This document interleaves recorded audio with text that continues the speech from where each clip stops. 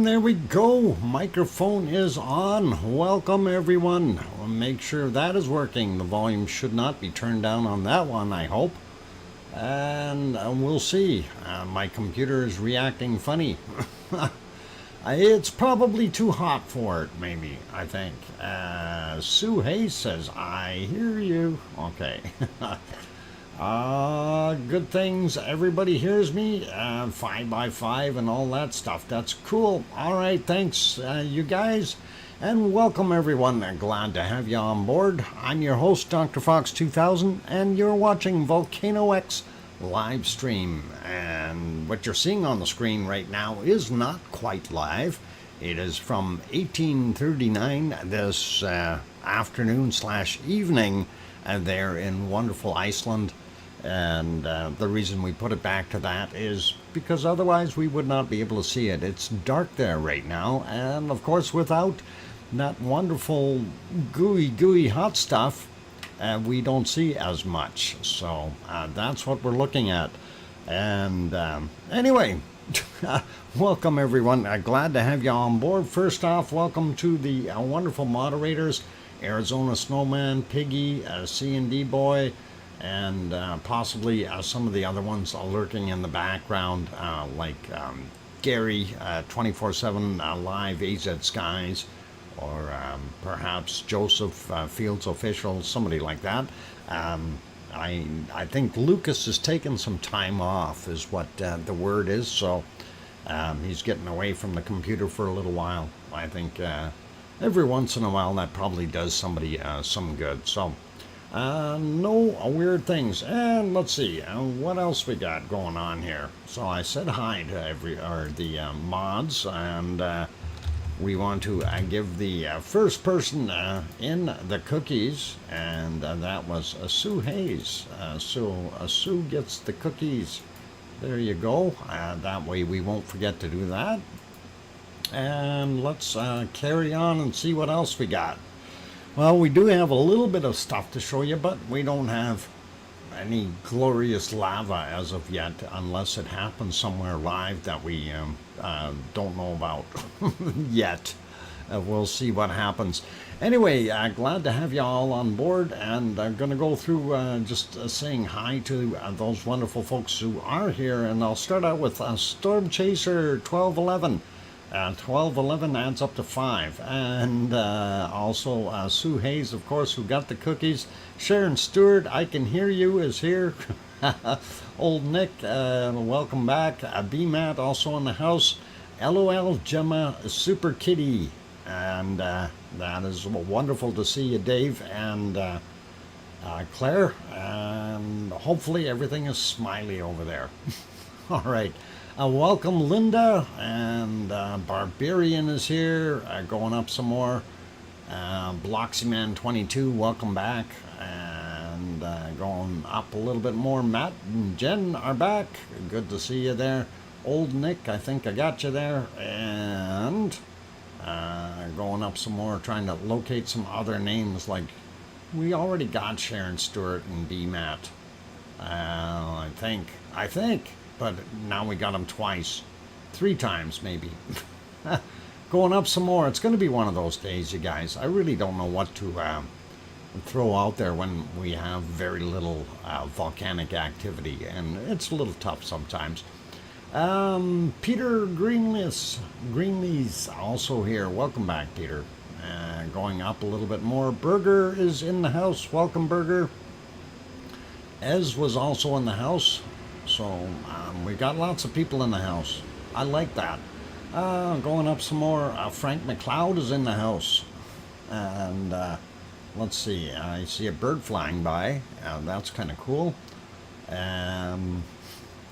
Going up some more. Looking for more. Echo the Bot is in the house. Welcome, Echo, or welcome back. And let's see. Who else we got in here? Henry Nelson, I think I might have mentioned you earlier, but welcome anyway. Arliss Scott, good to have you on board. And also welcome to Tetra, good to see you. And let's see who else we may have in here. Baldwin V from Iceland. Welcome, Baldwin. Glad to have you on board. And going up a little more, Derek Shave also back. Welcome, Derek. And that is up as high as I can scroll here. And going back down to the bottom, I see Tom Dice also made it in. Welcome, Tom and Pepper. And let's see. We're missing one specific person though that we wanted here tonight, and that is the Irish monk guy. Where is he? I haven't seen him yet. When we find him, we got to make sure we take good care of that guy tonight. Anyway, let's see.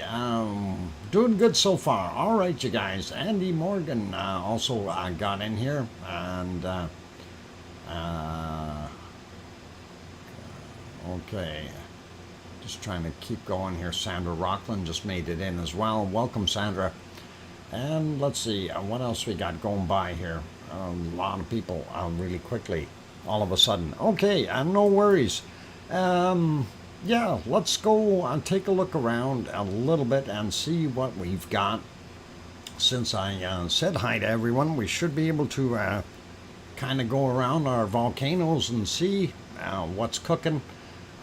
We'll start out with Italy and see what good old Etna is up to. So let me see if I can get on there, and we're going to have a little bit of a peek there. And oh, I should have turned that banner off. Darn it.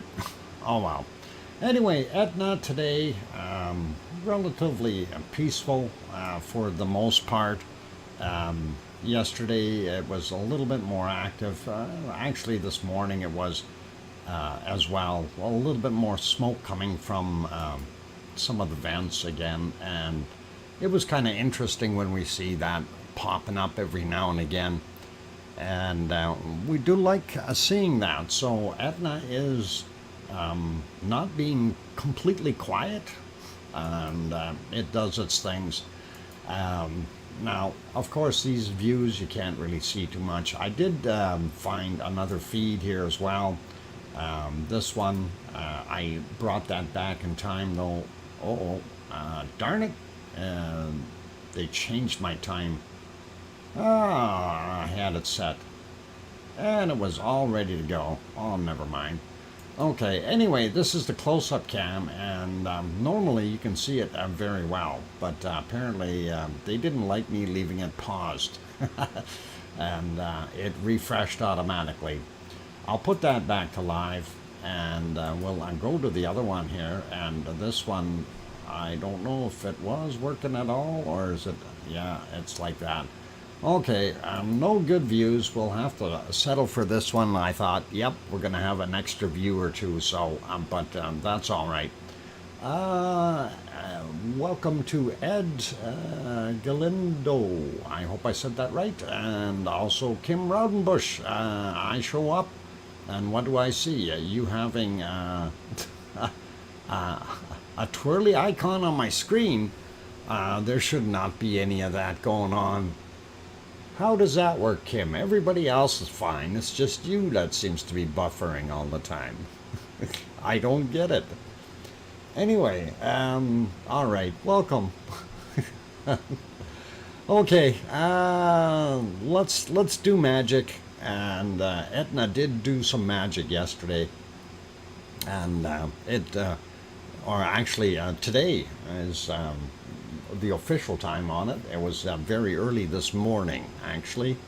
So late last night for us, early this morning for Etna. And I'll let it play here. And Etna is blowing a smoke ring. Now, I made this into a little bit of a time lapse. This is about 8 times the regular speed, so you can see it fairly well. And it's just a very, very short clip, so I have it set to play twice. And you guys have a look, and you watch, and you'll see. Let me start it, though, I think. Need to start? Yep, play. All right, it's playing. So it's actually kind of cool. There you can see that smoke ring going up. In the zoomed-in version, it's a lot easier to see, obviously. But it's traveling out there, and you know, it's kind of cool. You don't always get to see some of that stuff, and I thought, hey, you know, capture that. It's odd, it's weird, and like I say, I had it play twice, so pretty cool to see, you know, a smoke ring coming out of the volcano like that while it's puffing away. So definitely something a little bit different, a little out of the ordinary, if you will. So hope you guys like that little clip. I thought it was kind of a neat little thing, and that should be good. So that's what must be smoking camels. I don't know. I don't know. My grandpa did that way back in the day. Made smoke rings. Yep. And that was pretty cool. So the volcanoes do it too, and that is pretty awesome. Anyway, I figured I'd show you guys that. Otherwise, Etna is being fairly quiet. No major seismic activity to speak of, and nothing reported. So I did speak with Yvonne, but we didn't really talk about Etna, just nothing new and nothing major happening in the volcano world today, unfortunately. So that is kind of where we're at. Anyway, that is what Sicily is right now. Well, it's actually right now is in the dark, like right there. So 1:04 a.m. There, and they're already in the future, just like Piggy is. And that's it.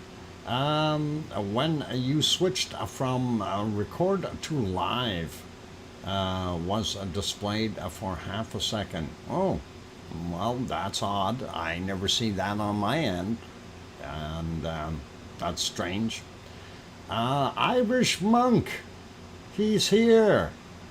Irish Monk, how the heck are you? And I'm very, very happy you are here, young man. And for those good people who don't know, it's Irish Monk's birthday. He is 1,196 years old today. And Irish Monk, and I am hoping I'm going to do this correctly, here's what I got to say to you. La breja suna dich. I hope I said that right. Suna. Oh boy, I hope I said it right. That is happy birthday in Irish / Gaelic, if I said it right, and I hope my pronunciation was somewhat correct. Perfect. Alrighty. So happy birthday, Irish Monk, and that's not all we had for you. So let's do this since we're doing this right now. Let's crank her up and get up on the tables, and we'll do some dancing and have a swig of Old Monk whiskey, and what do we got on the other side there?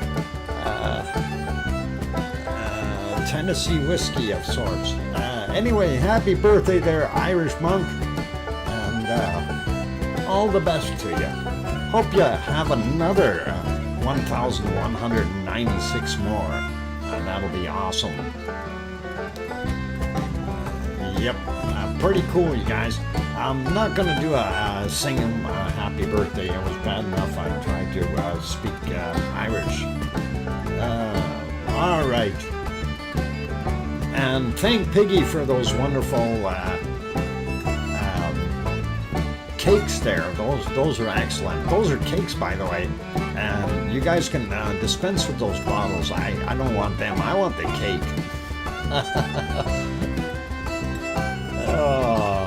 Anyway, Irish Monk, I hope you have many, many more wonderful birthdays, and that you, especially today, kind of celebrating a little bit of a good feat as well, in addition to the birthday stuff. So, all the best, and hopefully you'll have many, many more. So, there we go. They Oz, welcome. And Oz, in case you're wondering, it's Irish Monk's birthday today. That's what we're celebrating right now, and it is awesome. And we even have Irish music and everything. So people are dancing on the tables, supposedly. I don't know, is that what they do? But anyway, Irish Monk, all the best to you, buddy. And hopefully you'll have many more of them in the future. All right, we'll get that turned off, and they're clogging. Alrighty. Dance on the table. I don't know if the Irish do that. Do they do that? Dance on tables? But anyway, Irish Monk, all the best to you, my friend. And let's get back to our volcano stuff. You are very welcome, sir. All right, let's Iceland. There we go. We'll go over to Iceland and see what we got going on there. River dancing. Yep, that's pretty cool stuff, that river dancing. I did see a couple of performances, and I thought, neat. They've got some very talented people. Tops of the bodies don't move, and everything else is just a winger. Trying to find myself on the right screen here, and not that one. Where are we here? Things have moved on me. Done and disappeared. Okay, I'm attempting to locate. And there we are. I did find. And of course, the camera's still stuck on this one. They haven't done anything with it. It's still live, apparently. But we'll skip over that. This is what it looks like at the scene of the crime right now, I think. If that is live. Yep, that is live. Trying to see, there is no clock on this one, unfortunately, so hard to tell, but that's awful bright right now for sunset time, but still looks, you can see some smokers here and there, some people around checking things out, I think, and possibly more smoke, maybe even the occasional bit of a moss fire on the edge, and that is very possible with that hot lava still in there. This thing certainly has not cooled off, so very interesting. There's the longer range shot. That makes more sense, and that is showing it at 23 at 12.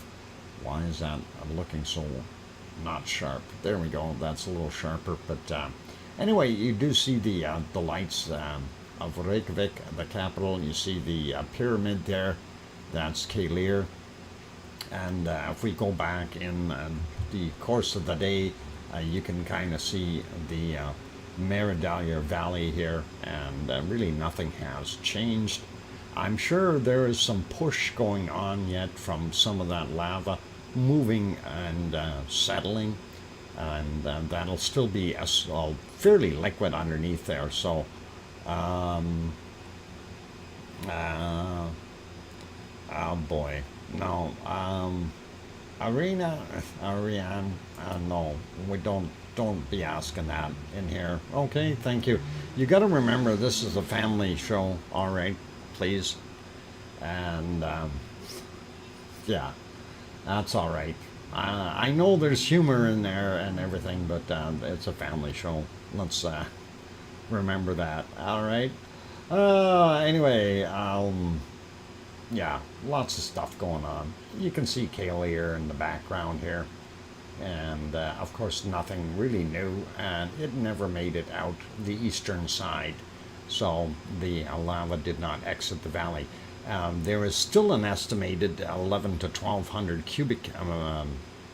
million cubic meters down there of lava or magma in the magma chamber, yet doesn't seem to have the pressure to be able to come out, and that is something that is kind of, I don't know, a little bit odd, I think, really, but you never know. going back a little earlier, we see what this one looked like as well. And let's see, there we go. Pretty much the same. There's nothing really new. We do see here in this area, some of this material is breaking up a little bit more. And like I was saying, there's still lava kind of pushing down and gravity is helping it along. And of course, it's going to push up against other material that's already somewhat cooled and cause it to uplift and make it a very rocky, rough-looking scene in the on the upper levels, or ground level, if you will. Still not very safe to walk on at all, I don't think, and we'll have to wait a couple of years before that happens. Really not much else going on with Iceland. Let's take a look at the harmonic tremor chart real quick. And now you recall the other day, of course, we were looking at the alien, and we had a glitch in the sensor. That was actually yesterday, and we had a glitch in the sensor, and I don't know what was going on here, but we had the alien earlier in the morning, then we had this glitch there, or was it the day before? Maybe the alien caused that. We don't know, but anyway, you can see what's happening with the chart. It's shooting up, and then it dashed my hopes again as it went back down. And it appears that right now it still seems to be on a downward swing, but keeping fingers crossed. We may see something come out of this yet. This does not mean that it's finished. Okay, so going over, having a look at the earthquakes there in Iceland.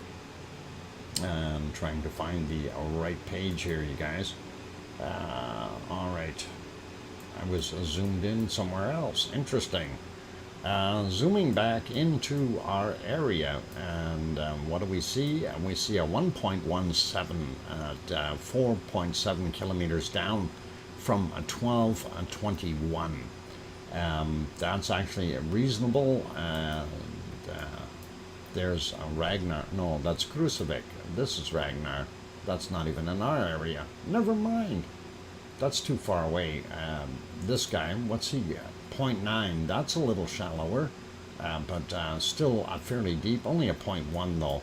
And that whole area though is where that magma chamber should be, underneath there. So if it's drained out, some of this may be due to collapses, things like that. We really don't know what goes on underneath there. Looking at this guy here, 0.25, 5.1 kilometers down from 1523, and moving out a little bit more, looking at some of these other small ones. And this is all very small, 0.56, 5.5 kilometers down from 1151. You know, and like really, most of them are too small to really make any kind of a difference right now. And that is unfortunate. We did see a little bit bigger quake out here near Katla. Actually, one on Katla and then one beside it. 5.2 kilometers down from 1930 for that guy. And this one is 12.1 kilometers down from 1852. And of course, the 1.1, that was a little bit more recent from... Well, actually, no, it isn't. That is, unless there's two there. 1.1 from 5.2 kilometers down, and 1533. 18, this would be newer. Why is that one lit up so much? Kind of odd. Or is it oh, there's another one underneath. That's the problem. There we go. 1.2 from 1940. And always a mystery, and we'll figure it out. So just about the same location. Pretty cool, and not much else going on. Let's go over here. This is Grimsvatn, Bardabunga up here, and we see a 1.02 in between them, 6.8 kilometers down from 1345. We see a 0 sitting here at Ascha from 2139 and 3.5 kilometers down. Then another 0.38 at 4.7 kilometers down from 1539. So really nothing major. We don't get into bigger quakes till we get up here, and we definitely have a swarm, and some of these are reasonable. 2.4 from 1112, and then 1211, my bad. 7.2 kilometers down. This 2.2, 4.9 clicks down, same time, 1211. And then there's a variety of other sized quakes here, and I'm wondering if there is some shifting going on, because that's quite a few all at the same time. Something is moving, and yeah, 2313 on those. This is 2259. I'm just looking at the time frame here, kind of, yeah, 22 to 23. Or to present, really.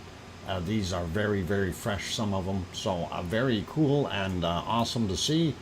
And there's a few more over here. These look a little older, from 1854, 0.16, 4 kilometers down as an example, and 1.1 kilometers down from 1810.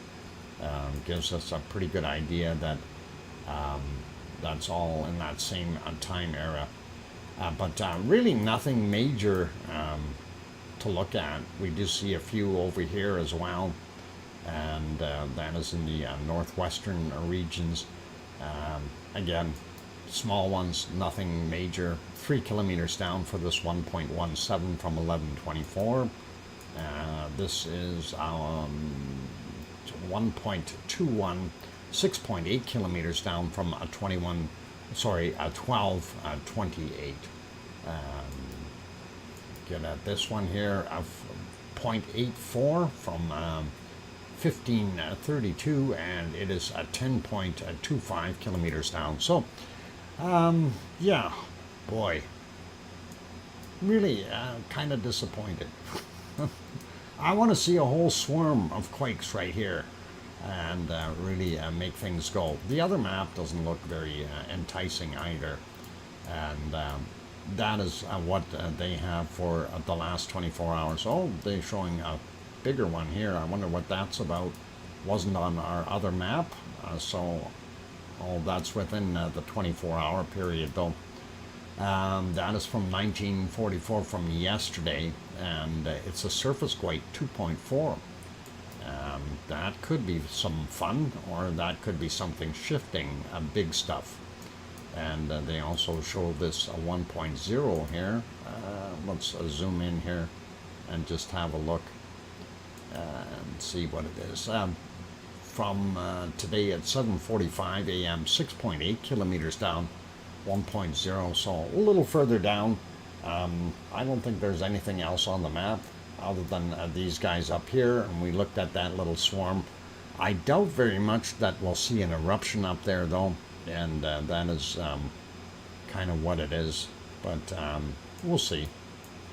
I don't think we're going to see something. I think this is just tectonic movement is what that is, because that is on those the ridges.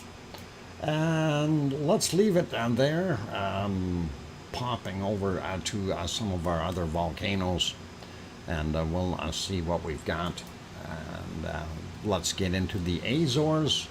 Again, this is on the island of São Jorge. This is the daytime version of that shot, except for this is not live. The other one is. And there you can see the strait. It's 18 kilometers across between the two islands. And of course you see Mount Montana, or also previously called Pico Mountain, or Pico Volcano. And that is what we've got there. But this is present, so you see all the lights on the other side. And let me get on the right screen here, because I'm still not there. Things moved again, guys. I had to restart the computer again. That means a lot of work.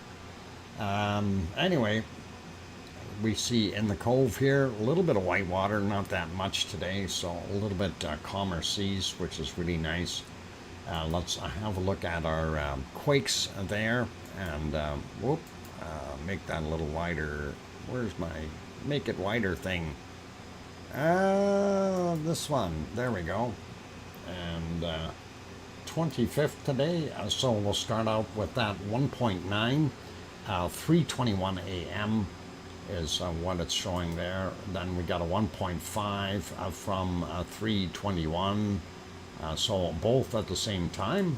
And then we had a 2.1 at 12:27, again a little bit bigger than normal. 1.5 at 2019. And if we look at the other map, I don't know if that map is going to work for us. Can we make it bigger today? No? Let's try refreshing it. No, it doesn't allow us to make it bigger. Okay, well, we can zoom in down here. We do see these ones, and they are pretty much on the ridge where the Eurasian plate and the African plate come together, and this is kind of that location.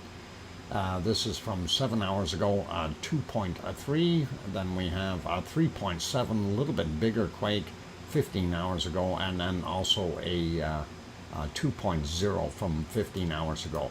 And that is to the, I guess we'd call that southeast of Sao George, and this, of course, is Sao George here. And if we zoom in, you can kind of get a better idea of where these quakes were. So 2.2 20 hours ago, this 1.5 also 20 hours ago, 3 hours ago for another 1.5, and 2.1. And again, these don't quite correlate with the other map, so as far as the intensity, that's kind of odd that they do that, but anyway, there you can see on the chart the depths, and we see the 2.3 they had 10 kilometers down, the 3.7 only 3 kilometers down, and then this other one on St. George, the 2.2, 9 kilometers down. Do I dare? No, of course it doesn't work. Oh, there we go. All right, so you can see these guys up top. First one down about 3 clicks, and then the 9 and 10 kilometer marks. So that's cool to see.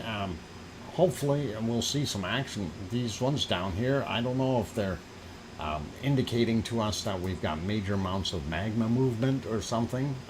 I haven't heard of any more uplift in the area as of yet. But we'll keep an eye on things and see what happens in the future. And let's see, just checking time real quick, and that is okay. Popping over to our next volcano, and ooh, nice view, Popocatepetl. And let's see if we can find something from good old Popocatepetl. How about we start out with the golden times of the morning, and that should be about here. And this is actually, it's been fairly quiet, but it did erupt a little bit. I thought it was kind of neat. Anyway, I think I went back too far. Get a little bit further ahead here, and that's where it starts to get hit with the sunlight. We do see that it does have fresh snow on it, and we also see fresh ash on top of that snow over here. So that does tell us it was active during the night, and that is pretty cool. So Popocatepetl, I've been busy working away, and not hard though, because that's not a lot of stuff coming out of there. We do see it steaming here, and that is pretty cool. And that is what, about 8 hours and 45 minutes ago, 9:35 a.m. their time. So moving back to about 6 hours ago, roughly 12, just after 12 noon, we can see it's continuing to smoke pretty good. A lot of that snow has melted off already, so pretty cool. And that is kind of neat to see. And of course, as the day progressed, the clouds got thicker and heavier, and there we can kind of see that. And that was at about 1:15 their time in Mexico, and by I think it was 3 or so, yeah, just about 3 o'clock, completely blocked out, and we don't see a darn thing. I'm going to set that back to live. We'll take a look at one of the other ones here real quick, and just see if it looks any different or better. There we go. Not bad. Not that much pluming in that particular shot. We'll keep this going fairly quickly here, and yeah, we don't see that much. It's really white smoke today coming out of there, rather than some of that darker stuff that we were seeing during the actual eruptions. And then of course it gets into the clouds as well from this angle at just after 2 p.m. and we'll leave that guy there, and let's go to our next one. And it's out of the clouds right now. It wasn't earlier. Very, very poor view. But this is Fuego, and that is down in Guatemala. And Fuego does impress us sometimes, but well, a lot of times it's hiding in the clouds. Let's see if we can get to these little puffs here. So about here, and that is actually pretty neat looking, but cool, I think, throwing out a bunch of the dirty ash and material like that. This is one actually, when it gets going a little bit and has kind of a continuous stream, it would be pretty awesome. Thank you, Piggy, for letting me know it's break time. I will do that in a second or two, and I think what I'll do is we'll leave it on here. Yeah, I'm going to leave it on Fuego right here, and you guys can peek at that during the break, because it is going to do this a few more times. And on that friendly note, I'm going to take a break because I need to. By the way, it's very hot here, you guys. Just so you know, if I sound slow and sluggish, it is because I'm slow and sluggish. It's hot. Inside my office here, 34.9. Okay. And I do have the fans on, so that's all right. Anyway, I'm your host, DrFox2000. If you're enjoying the stream, please do hit that like button. Also, if you wanted to get into the chat, you are more than welcome to do so. And if you are not subscribed, you can hit that subscribe button. In 1 minute, you'll be able to do your thing. And there's another nice shot coming out of Fuego right there. And that was kind of why I thought I'd leave it on here. Anyway, I'm going to take a few minutes, so don't go away. Keep smiling and hit that like button. And again, happy birthday, Irish Monk. And I will be back.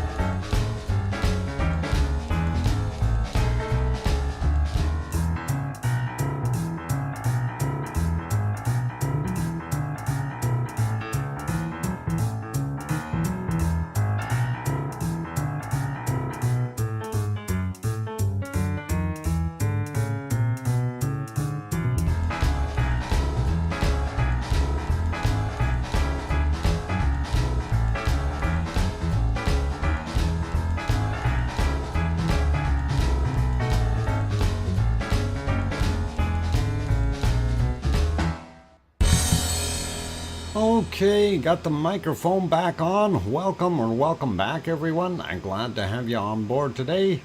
And I'm your host, DrFox2000, here in Edmonton, Alberta, Canada. And of course, you are watching VolcanoX live stream.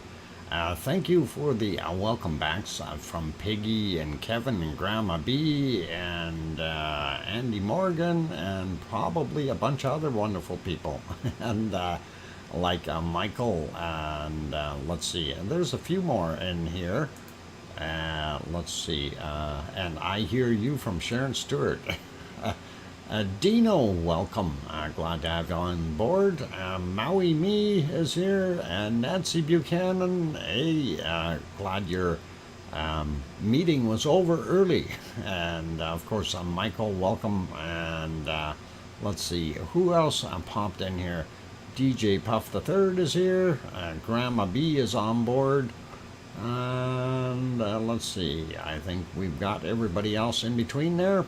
Old Nick, I think we said hi. Oh, Kathy is here. Aloha, Kathy. And let's see, did I miss anyone else? Going, looking, and don't see. Oh, Judy L. Welcome, Judy. Glad to have you back. And I think we're just about there. Juliet is here as well. I don't know if I said hi to you earlier, but anyway, I think we're good with names for right now. That is all cool. Thanks, Matt, Jen, and all good. Anyway, what we have on the screen is Fuego. You've seen it erupting a little bit there, but I think we will go back to its live scene here and see what it actually looks like right now. That was from a little bit earlier today. We did have another one just very recently here, and that was just minutes ago, and actually probably about a minute ago. So that's kind of what we're seeing there. A little bit of that plume going up, still very dirty, very gray material, and I'm hoping that one day this thing is going to shoot up 3 or 4 times, you know, right after one after another.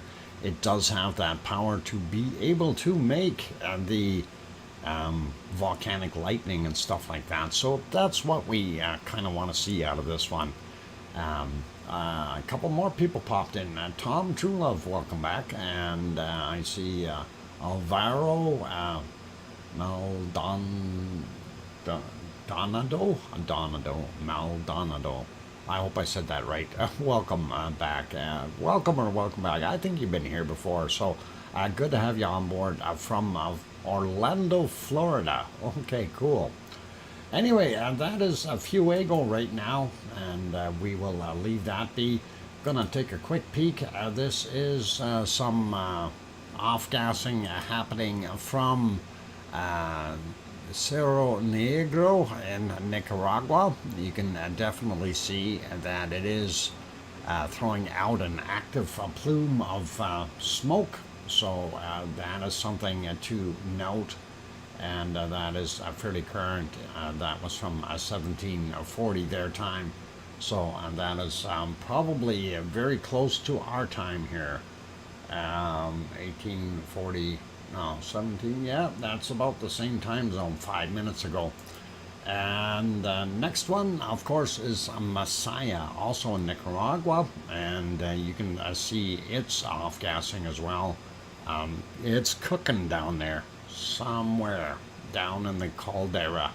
Anyway, you can see the outline fairly easily here, not a bad shot, so interesting to see, but don't see any lava coming out of this one right now, unfortunately, and hopefully we will in the future. Moving on, here is our wonderful Merapi. And is Merapi happy? I'm hoping. But you know what? Actually, let's talk about a different one for a minute, and we'll actually use one of the maps here for this. I think that might be interesting. Volcano map. Where are you? We're going to take off and go we're going to go north here for a few minutes. And there's my volcano map. I just got to find it on my other screen here. There it is. All right. Let's go right up here and zoom in on this orange one. And of course, you can see the location here. That, of course, is the end of Kamchatka's peninsula. And this, of course, is a separate island.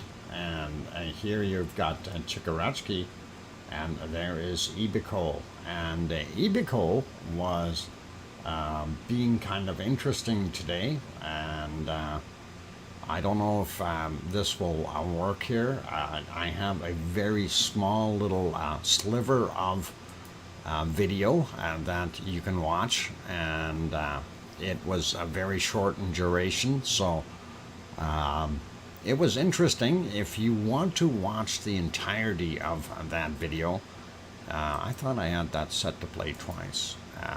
I'm going to let it play again. There you go. And that is quite a plume. Now, there is a video out there that you can watch if you want to see it. And that is, of course, I'm going to drop the link in here. Copy.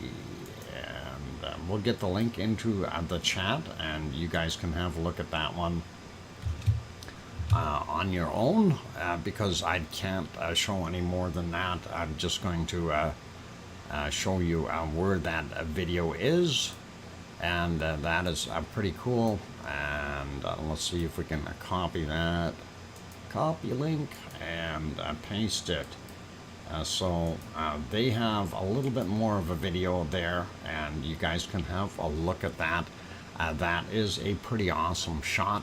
And they, like I say, they do have a little more, and unfortunately I don't have the permission to throw the whole thing on here, so we just cropped a bit, and just to show you what it looks like. So it is pretty cool, but anyway, we'll leave that guy be. I just thought I'd throw that in there real quick and let you guys have a look. So yeah, that thing. See, and when it pops like that, that's the kind of one, the one that you want to watch for, to be able to see volcanic lightning, because that material is moving out of that eruption very quickly and being elevated. So you've got particles and dust and water vapor and whatever else is in there, all being shot out at the same time, very high velocities. And they will polarize and, of course, create static. And some of that static can be very, very large and literally bolts of lightning. So very cool. Anyway, let's carry on with, go back to Merapi. Will keep us happy. But anyway, I got to get on there if I can find it. There we go. So, Merapi, a little earlier in the day, I don't know, it really wasn't anything major happening there. That was the nighttime shots. Some neat stars around it. Either that or there's spaceships, I have no idea. Maybe that's those ones we've seen over in Iceland. They went for a peek and to see what was happening. Earlier in the evening, Merapi was like that, so unfortunately very poor visibility, but that is about it. I want to see if we can find it right at sunrise. It looked not bad when it first got hit by the sun. There you go, and that doesn't look too bad, but you really don't see any lava coming out at this point, so I'll leave that guy be. Pop over to the next one. Oh, yay. Apparently that is no longer working. And let's see if we can find the right one. Is this the one?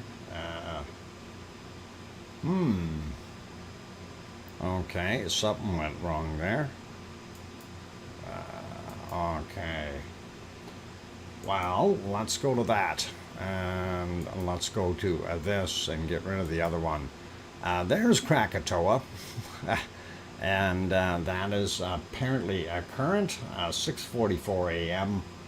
And that is what it is looking like right now. Apparently, Samaru, though, is not.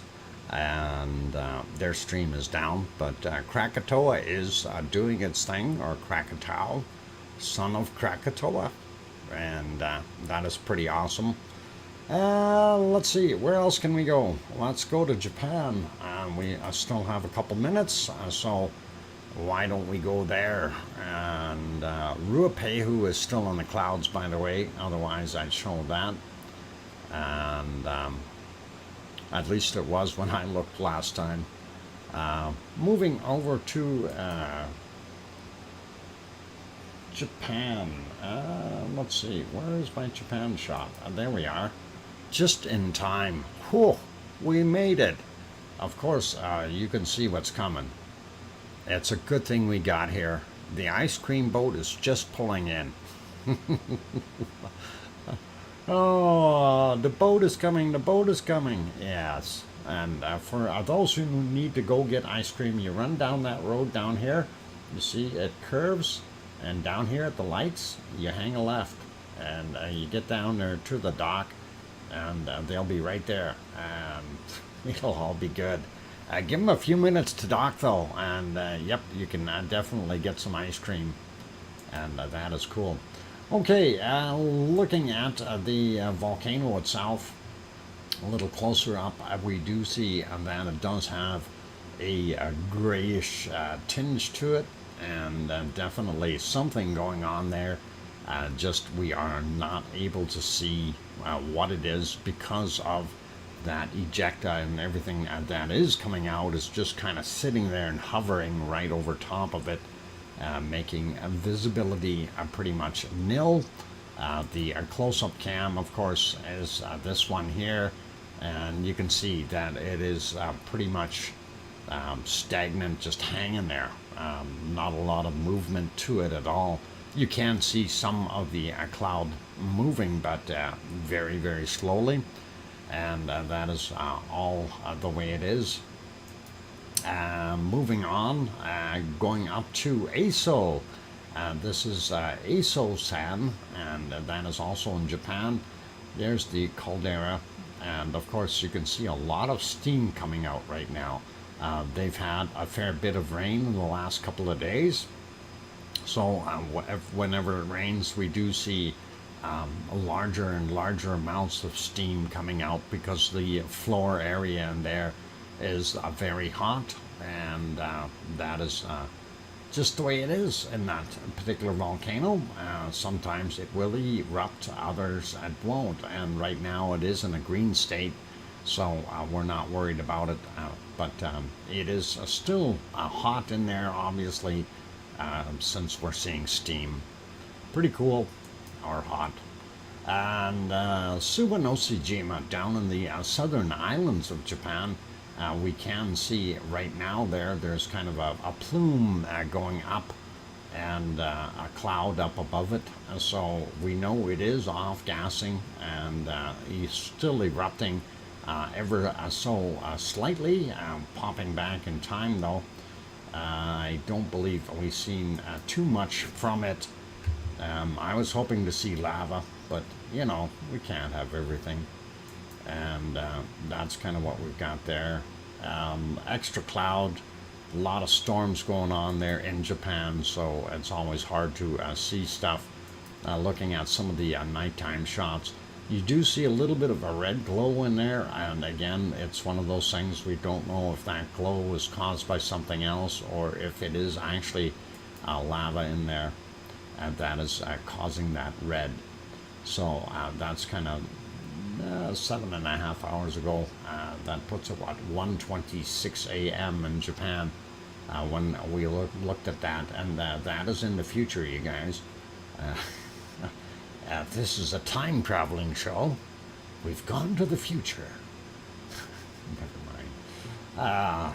Punny. All right, back to normal. This is what we are seeing right now. 6:55 a.m.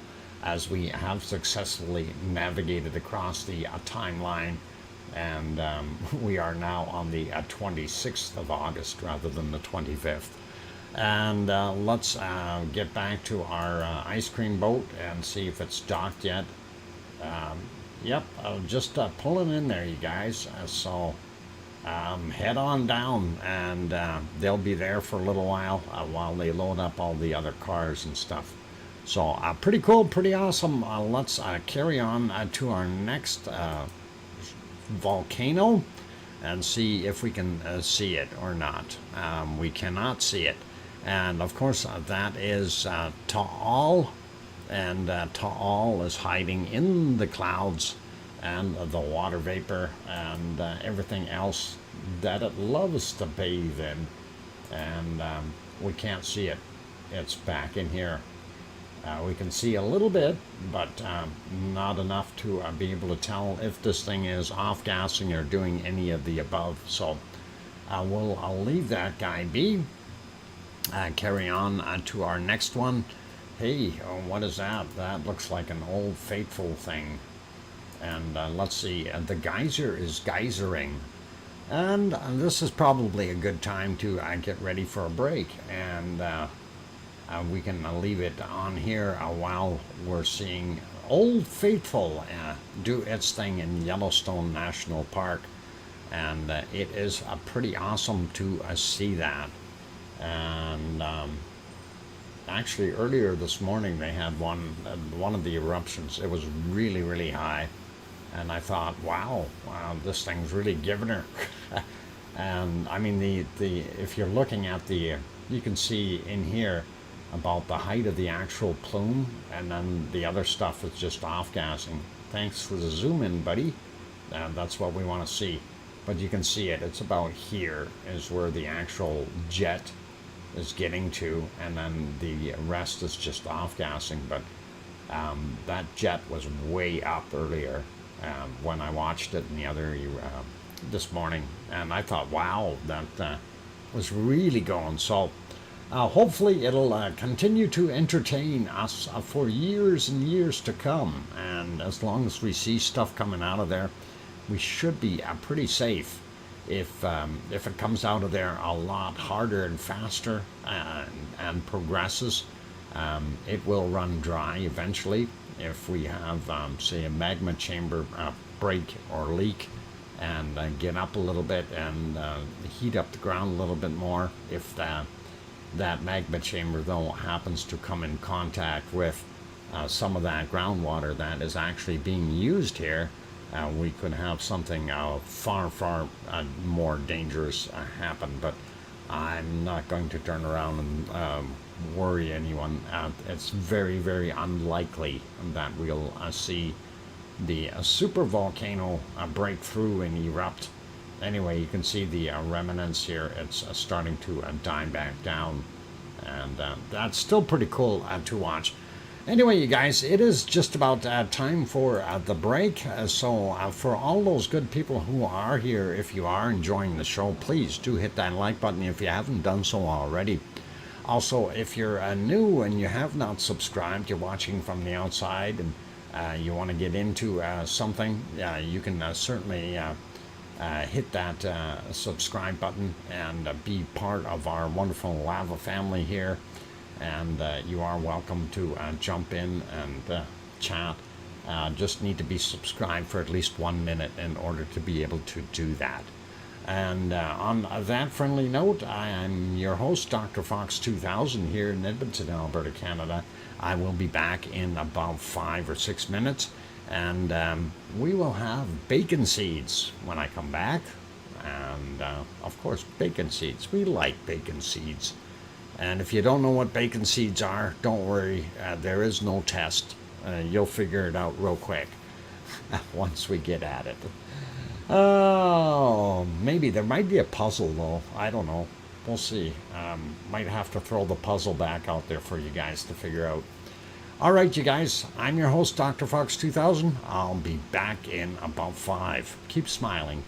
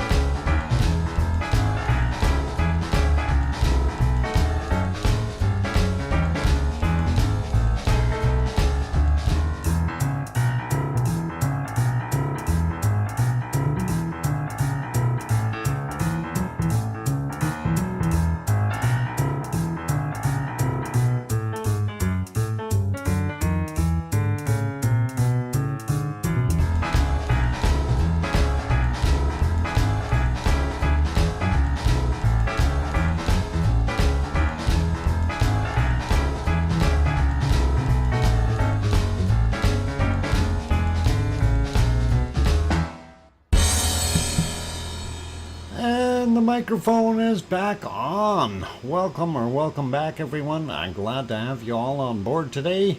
I'm your host, DrFox2000. You're watching VolcanoX live stream, and thank you for the welcome backs from I Hear You, Sharon Stewart, and Sue Hayes, and Kevin Haynes, and Kevin Williams, and Michael. Ariane, thank you. Andy, thank you. Okay, I think that should be good. Anyway, we did promise bacon seeds, so let's get over there and we'll have a look at our wonderful bacon seeds and DJ Waves. Okay, we see you, DJ. No worries. Somebody was talking about the puzzle. Yeah, we kind of mentioned the puzzle once before. It is difficult, and I don't know if anyone hasn't seen it yet, but if you haven't gone and got yourself a puzzle and solved it, it's well worth your while. And definitely put it all back together in the right spots. So if you can make that work, that would be great. Anyway, we'll leave that puzzle alone for right now. Sharon Stewart, I'll be right back making grilled cheese sandwiches. Oh, yum, I'll have one. Anyway, yeah, Linda, it's not very challenging. You should be able to make a pigback out of that. Never mind. Okay. Last bacon seed we looked at was this guy here. And that is a pretty little fella. And I really like him. I thought he was neat. Anyway, fresh seeds. What do we got here? Oh, we got some dirty ones. We need the hogwash. Definitely need to hose these guys down. They've been enjoying themselves in the mud. Yeah, yeah, mud power washer. Yep, a hogwash. Anyway, here's some more fun. These guys are messing with the box. I don't know, they must have received a package or something. Possibly. Hey, Poppet isn't in there, is it? Boy, that'd be bad. They start chowing down and there's a cat in there. That would not be good, especially Poppet. Anyway, let's carry on. Yeah, eek. Yeah, I bet you didn't even notice that, Piggy, did you? They're eating somebody's mail. Anyway, here's our next little guy. And this one is just adorable. He is enjoying himself. No, the pigs are alive. Okay. Anyway, there you go. Beautiful little bacon seed. And that's the hogwash. That's what happens when you get dirty. You have to go to the hogwash and get cleaned up. And that is pretty awesome. And here's another way of going to the hogwash. Actually, that was Piggy out there earlier. And she was in her garden. And this is how she was taking her shower. So definitely this is another form of a hogwash. So I guess it works. All right, let's carry on, and we will get to our next bacon seed. And that one is not washing up. Doesn't look too dirty, but probably could use a hogwash too. Pretend it's rain, Piggy. There you go.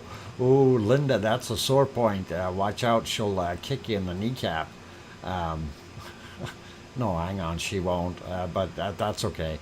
Anyway, that little guy's cute. I like him. And he doesn't need a hogwash, though. Oh, boy. All right, let's get to our last bacon seed for today, you guys. And that is a whole bunch of them. And, hey, it's over here, buddy. You missed it. This guy, the guy on the back has to get the third bottle in.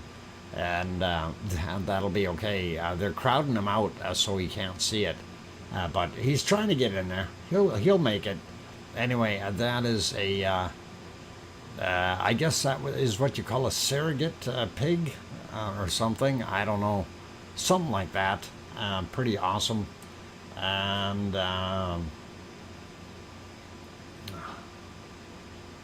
what? No talking about piggy knee caps. Torture kappa? Huh? Yeah, trotters kappa. That's okay. Anyway, a little bit of fun. Okay, that is our bacon seeds for today. Hope you enjoyed them, and thank you kindly, Piggy, for sending those in. They are awesome as usual, and we do enjoy those. Want to pop back, see if we can see anything at all yet, and no, a little bit better. It almost looks like we can see a little bit of a plume there, but still very much in the fog, and we'll have to check back on it later. And I don't know what's happening there at Sakurajima. We'll double check on that guy real quick. If I can get myself back on the right screen. The ice cream boat, of course, is taking off. I hope everybody got their ice cream. And we still can't see very much over there. Let's get the closer up views. It does definitely look like there's something going on, but very, very difficult to tell at this point. The close-up shot, of course, not really showing anything other than a lot of cloud material and a bird. Seems to be soaring in the swells of the heat here, which is pretty cool or warm. He's using the thermals, so very, very interesting. Thermals from a volcano to make you fly. That is cool or hot, either or. And let's go over to Hawaii. Hang on, that doesn't look like Hawaii. Not at all. Let's click on the right one and get it over to Hawaii. And there we go. That is Hawaii. And let's see if we can get that looking a little bit more square. There we go. Anyway, this was kind of our thumbnail for today, since I didn't get the glowy fancy shot during the night. I forgot to, and that is what we used. You can see that the lava pool or pond here in the caldera of Kilauea is definitely very full. We can see some hot spots here where we see bubbling, and that of course is telling us that that is where it's draining out, and it's of course being fed by a lava tube on this end. It enters in this way, and of course, depending on what it's happening in front of it here, will push the streams of lava in whatever direction it can at the time. Anyway, looking at some of the cracks and stuff in here getting bigger over time. I'm expecting this piece to break out completely, but it may take forever. That of course is probably 2 or 3 meters thick, if not thicker. There's the toe area, lava hotspot, where also has a drain in the back end, but that has built itself a shell around it from previous eruptions, and there is that's quite a bit of height. That's probably 2 to 3 meters. In other words, somewhere around 10 feet, 5-10 feet tall, if not taller. It's hard to measure. I mean, you can't walk out there and get a measuring stick out, so that is kind of what it is. But just looking at the edge here, so if that's roughly a meter down, then you probably have at least 3 meters in height here, 10 or 12 feet around the edges of that toe. Very cool.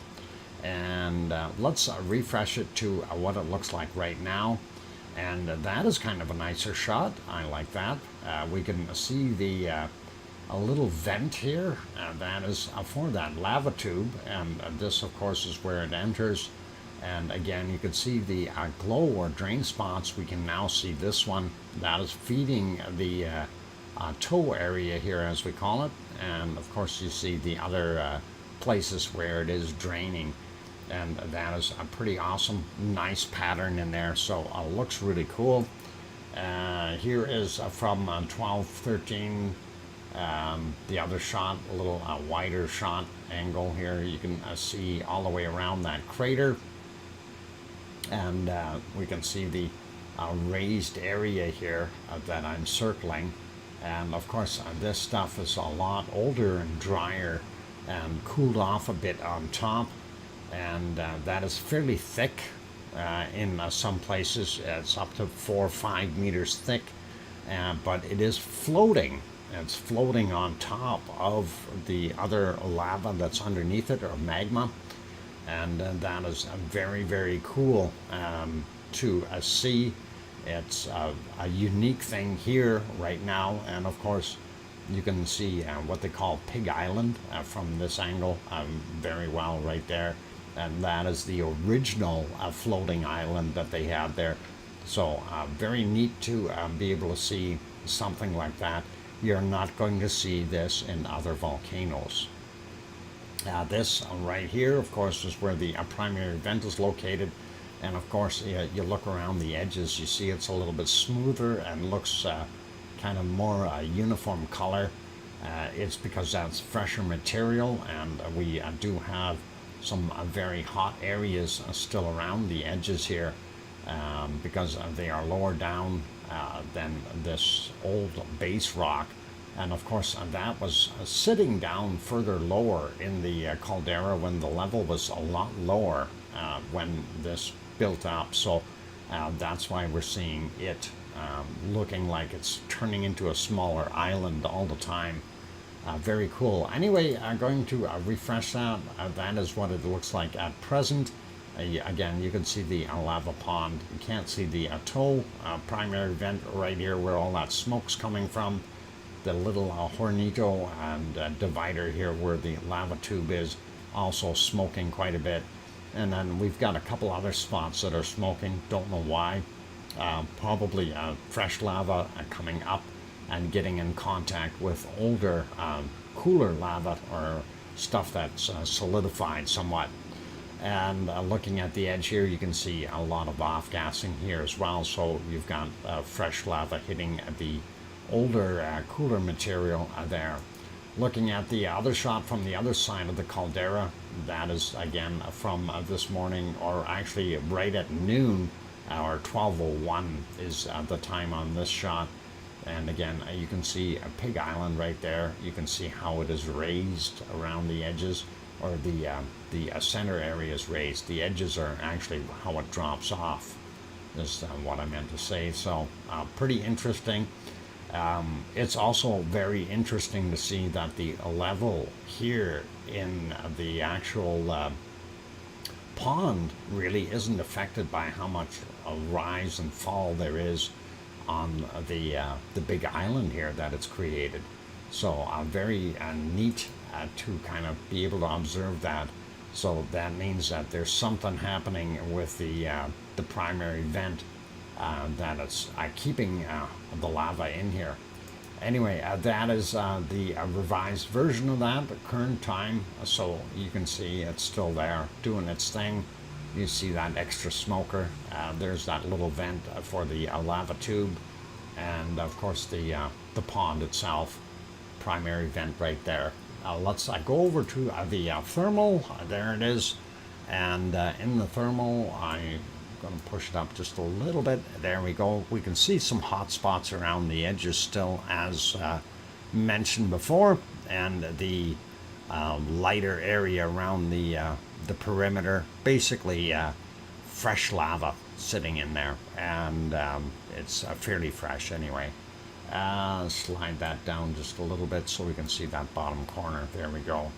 And that was the freshest stuff we had. We had the last outbreak was to about here, and then this one, then it had another layer right in here from yesterday. So pretty cool to see that. Going to refresh it to our current time. and that is what it is right now, and that looks not bad. Primary vent again, you can see that there's some hot spots. This is still glowing quite a bit here. If we slide that up, I do see that this has gotten brighter again, so likely we're seeing some lava get into that area, and probably by later tonight we'll see more show up on this backside as well.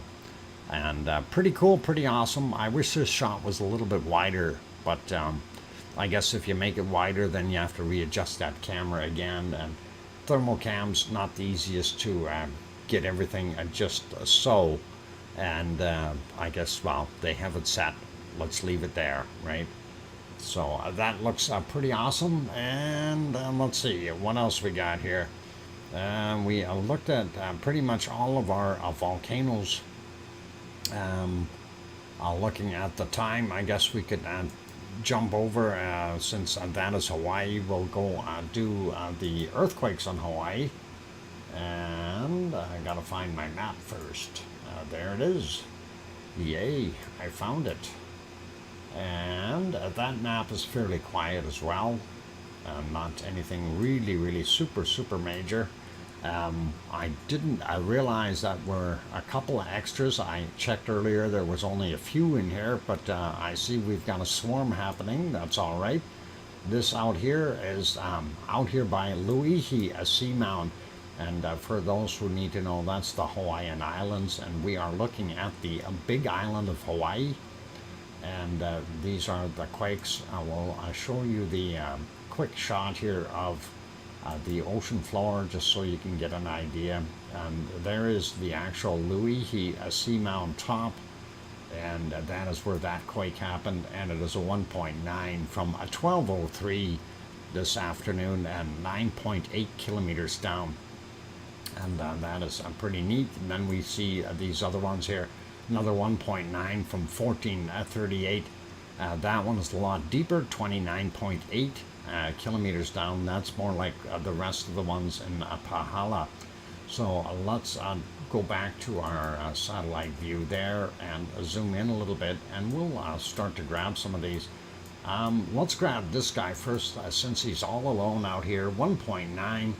And odd place, it says minus 1 kilometer. That means it's 1 kilometer up above sea level into the mountain flow there, and that happened at 12:29 today. And let's get at the other ones. Out here in the water first, 1.9 from 1438, and then we'll get into these. 2.5, a little bit bigger, from yesterday, 1831. This guy is from today, oh no, yesterday as well, 1.7 from 1835. Then we have this one from today, 1317, and that is 1.8 in magnitude. And then we got this one right on the shore, 1.9 from 1:03 a.m. Then we have another 1.8 from 25 minutes after midnight. And then 2.1 from 11:20 a.m. We have a 2.3, a little bit bigger again, and that was at 3:23 a.m. 2.5 from 4:28 a.m. And then we have this guy, 2.2 from 21 minutes after midnight. So a fair bit of activity as normal, I guess, and they are all somewhere between about 29 kilometers and about 35 kilometers down in that Pahala and Fisher area. So it's pretty awesome. Let's have a look at the top of Mauna Loa, and we'll get this little guy over here first. 5.4 kilometers down for this 0.5. That happened yesterday at 23:53. Then we have the one right in the caldera, 2.4, and that was at 16:26. Thank you for the 5-minute warning, Piggy. And that one was 700 meters above sea level, so into the mountain itself. This one here is a 1 kilometer up into the mountain, 0.6, and it happened at 7:18. Then we have this one, 0.1 kilometers below sea level, 1.8 from 1118. And then we also have a 2.0 from 1403, and then it's 500 meters down below sea level. And here's another one, 100 meters below sea level, a 2.4, and that is a fair size. 11:19 was the time on that guy. Sliding over here towards Kilauea, and there's Kilauea. We see this guy, 2.3 from yesterday at 23:57, and that was 4 kilometers down. This guy, 2.1, and it's 1.6 kilometers down, also from yesterday at 23:53. So both the same time. And here's what Kilauea used to look like way back when. And you see the size of Pig Island here, and you know, it's amazing how small that is in comparison to how big that other area is. And that other area now is probably a little bit bigger than what we've got in the caldera right at the view of this particular picture. So it's kind of interesting to see how much of a floating island that is and how much fuller this crater actually is now. So very awesome to see. Anyway, that is your earthquakes there at Hawaii for today. We can probably close that guy a little bit and have a quick scoot around. There aren't too many new ones here on the planet. We do see one here, Kermadec Ridge, 4.9, 10 kilometers down from 9:40 a.m. And we don't see any other new ones right there. This one here, 4.7, 128.7 kilometers down, 3:46 a.m. Indonesian time. And here's that spot where we had the ones, Krakatau was right about there.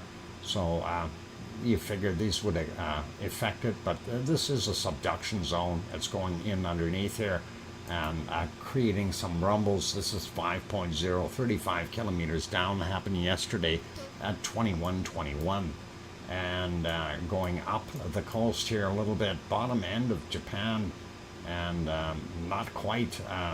There's Sakurajima is there. This is where the quake is, 4.6. And happened at 17:48 at their time, 10 kilometers down, out in the water, and nothing too serious though. And looking at everything else, we really don't see anything major anywhere. Just looking at the California coast, nothing really big sticking out there. As long as we see a lot of quakes along that San Andreas Fault, we're good. I'd like to see a few more quakes in here because that is telling us that something is sticking or binding. If there was more quakes, that is telling us there's movement. It does appear that we have movement under this area, but again, nothing under this area. So if there is no subduction going on, fine, but if there's push and pressure, we should be seeing some quakes. Not seeing any tells us that the spring is loading, and we don't want that. Otherwise, we're going to end up with a big one. Down here, now you want a swarm? There's a swarm, and this is Puerto Rico. This is just incredible, the amount of little quakes that you have in this area, and it just doesn't stop, and it's a hot spot. It's just one of those places where it rumbles a lot, and not much you can do. They're all around the same size, and again, you know, something small like that, as long as they keep popping at that same level, everything is good. It's when they stop that you really have to start to worry. Pop it, there's a pop it. I'm done talking about Puerto Rico. I'm gonna run and hide. The darn kraken has been set loose. All right, you guys, I'm your host, DrFox2000, here in Edmonton, Alberta, Canada. I'm desperately looking for a place to put you for the break because that kraken is on the loose. Anyway, we'll see what I can do here. I'm trying to get onto a Sakurajima before I run away, and I don't want to be eaten. Okay, yeah, we'll leave it here. You guys can have a look at the ice cream boat. There is one dock there. We'll sharpen this up a little bit. It dropped a little in quality again by itself. Okay, that's good for right now, and let's get over there. There we go. Be good, you guys, and we will see what we can do here. And I noticed that, yeah, things weren't working there. Okay, anyway, all good. I'll leave it right there. Be good, you guys, and I'm gonna go take a break. I need that break. It is hot in here. I am just melting. 35.1 degrees Celsius right now in here. So very hot, very sluggish, very slow. I gotta have Pepsi. I'll be back. Don't go away. I'll put music on before I go though.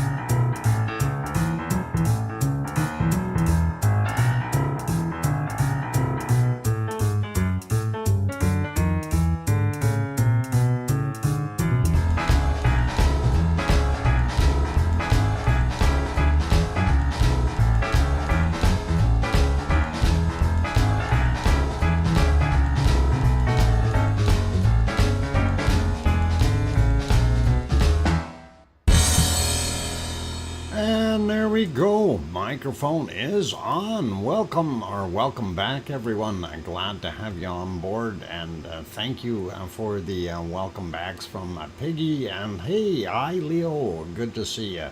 Thank you for the welcome back, and Kevin there, and old Mummy of Hamsters says welcome back, Uncle Doc. Good to see you, old Mummy of Hamsters. And thanks, Sue, and thanks, Mars, and the rest. And Sharon Stewart says, I hear you. 5x5 from BMAT there. All cool, and thanks, Andy Morgan. All right.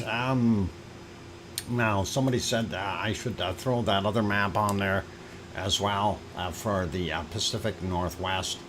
And let's just kind of peek at that real quick. I did put the link into the browser here, and that is the page it pulled up for us.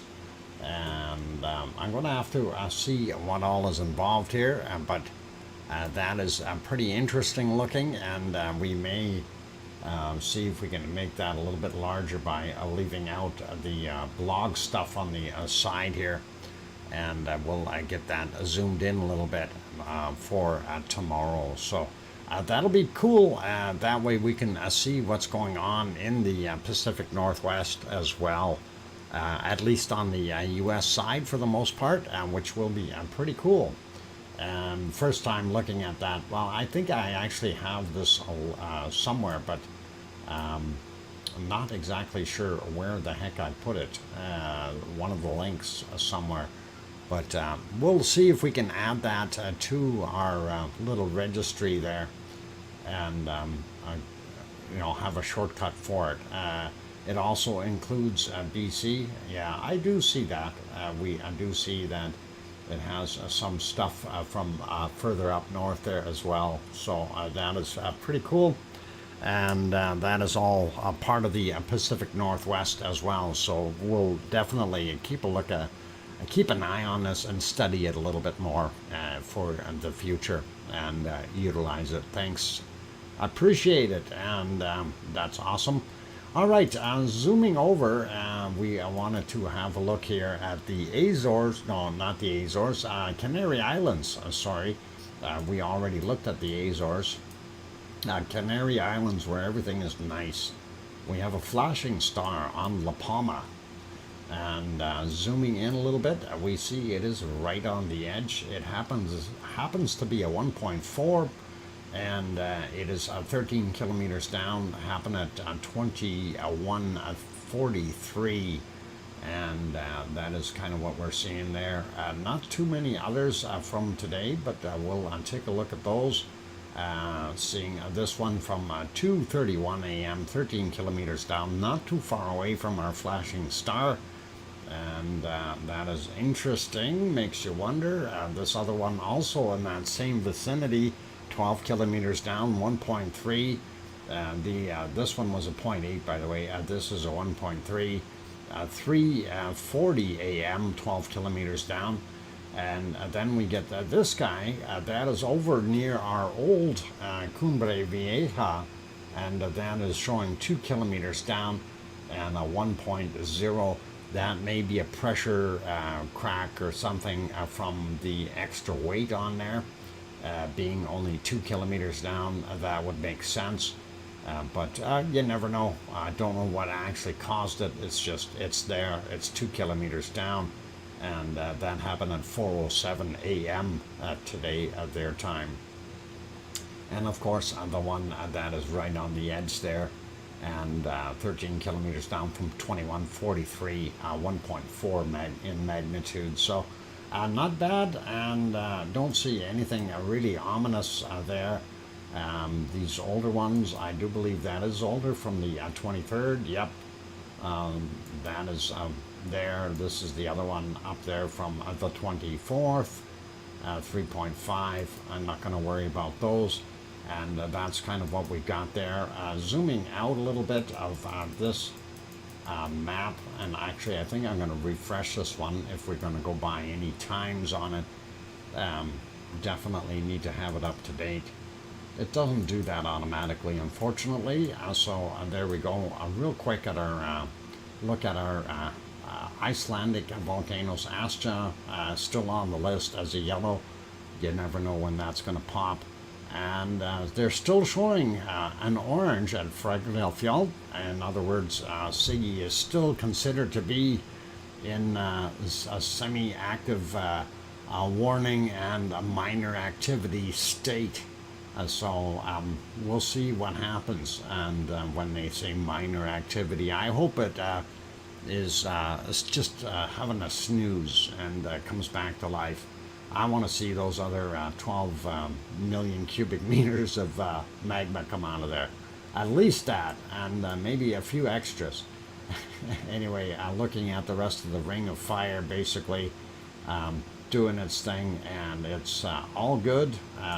Zooming in here a little bit, and we see they've listed a couple other quakes here. 15 minutes ago, 4.4. That is the Kermadec Ridge here. So that's a little bit over, but Kermadec Islands, and then we've 33 minutes ago, a 4.9 here. That's also Kermadec Ridge area, but that is part of that subduction zone. Over here, Tofua, right near Hunga Ha'apai in Tonga, and that is what we've got there. American Samoa, Ta'u, still hasn't done anything yet, even though it has been moved to a yellow. And our buddies here, Yasur and his friends, are still happy as usual. Looking at the stuff here, and I do believe they added one here. I'll put him back on the list.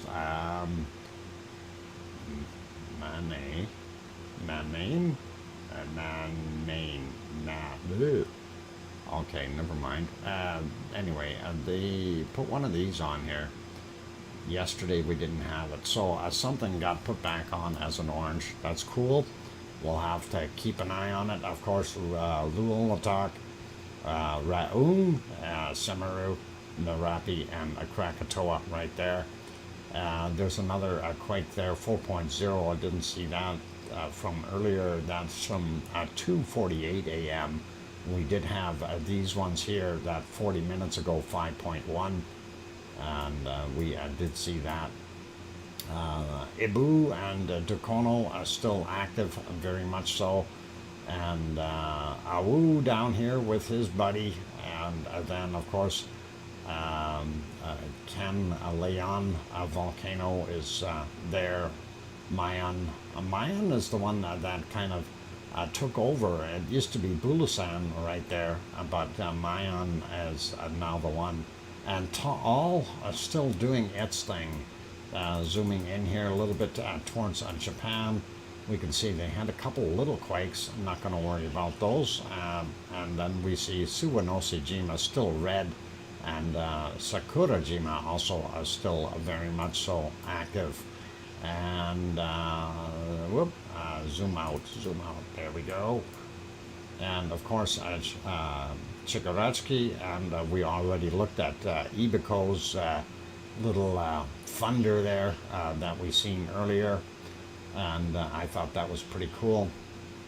And then Karimsky is still red, and Bezimiani an orange, and Shivelish back to red. So pretty awesome. And looking around at the other ones, they are pretty normal. Nothing really strange going on here. Etna still orange, and Etna is exactly that, minor activity. Volcano still a yellow, and Stromboli is still considered active. So that is our volcanoes around the planet right now. Looking pretty quiet, actually. Nothing really major going on. Let's pop over to our weather map, and we'll get on the right one here, SO2, and refresh that real quick just so we have it up to date. And there we go. Not bad looking for North America.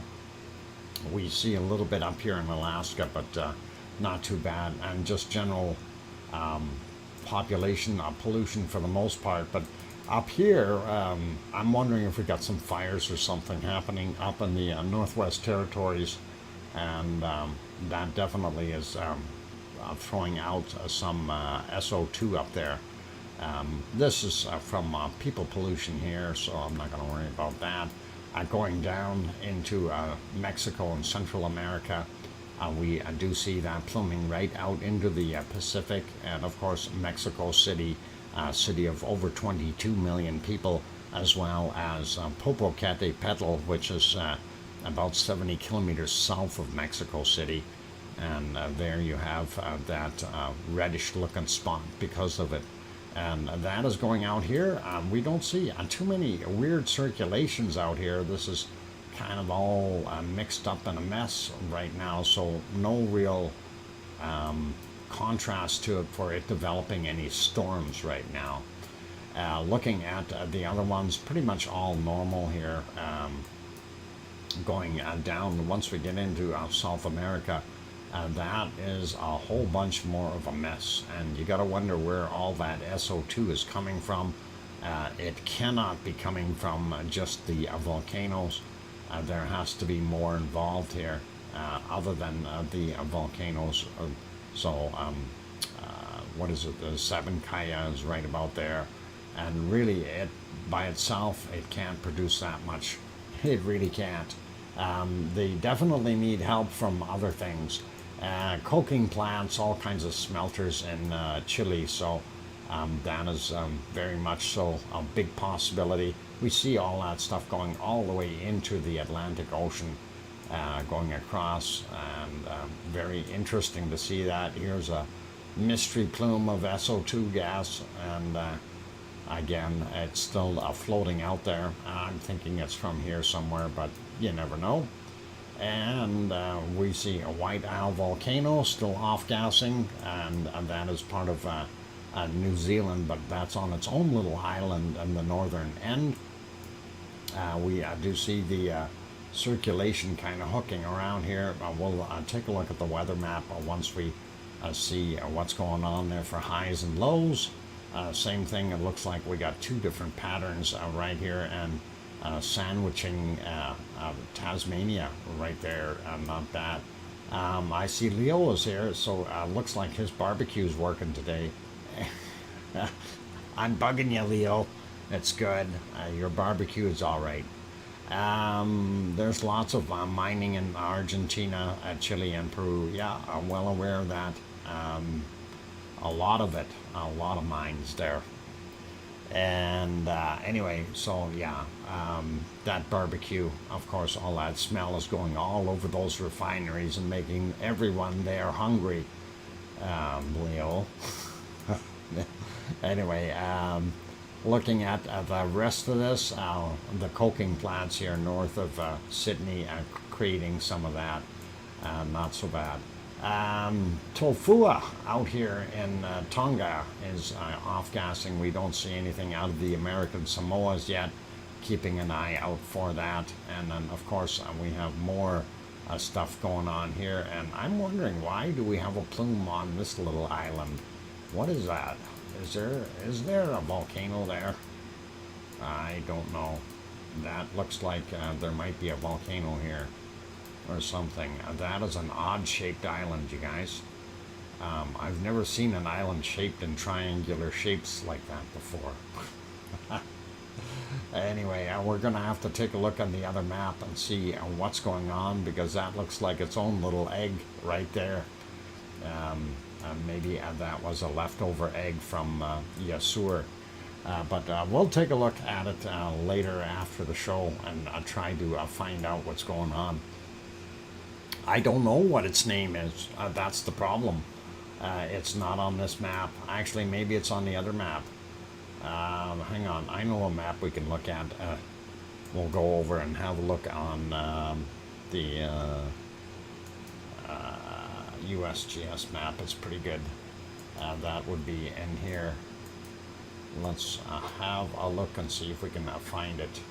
Oop, too close. And that should be right in here somewhere.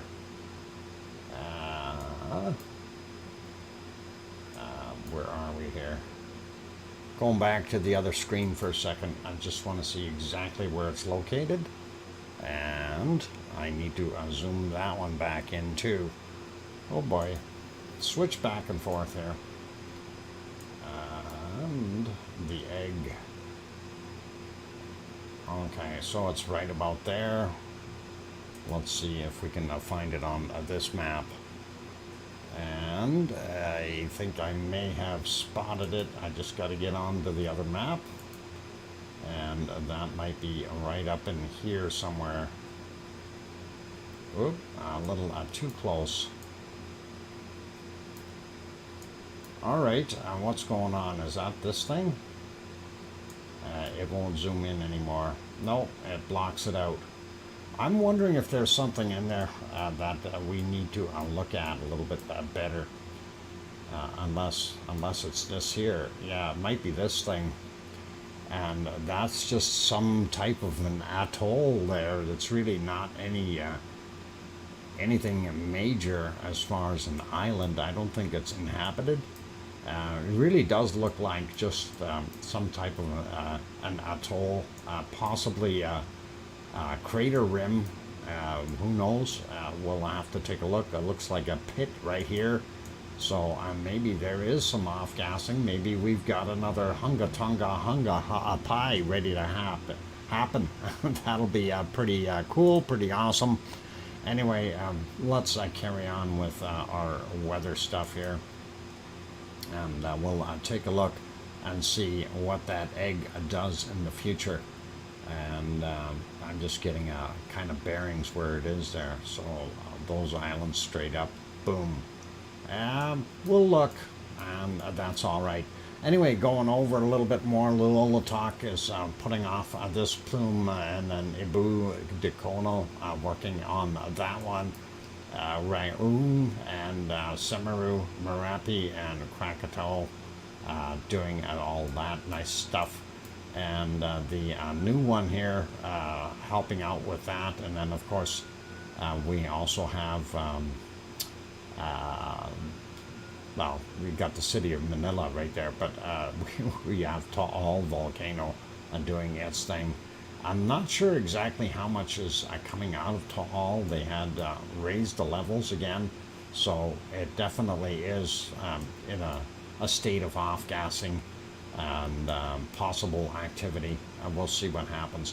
And here we see a little bit of a mess from this one, Suwanoshi-jima, and this one is from Sakura-jima, both of Japan possessions there, so sliding up a little bit more.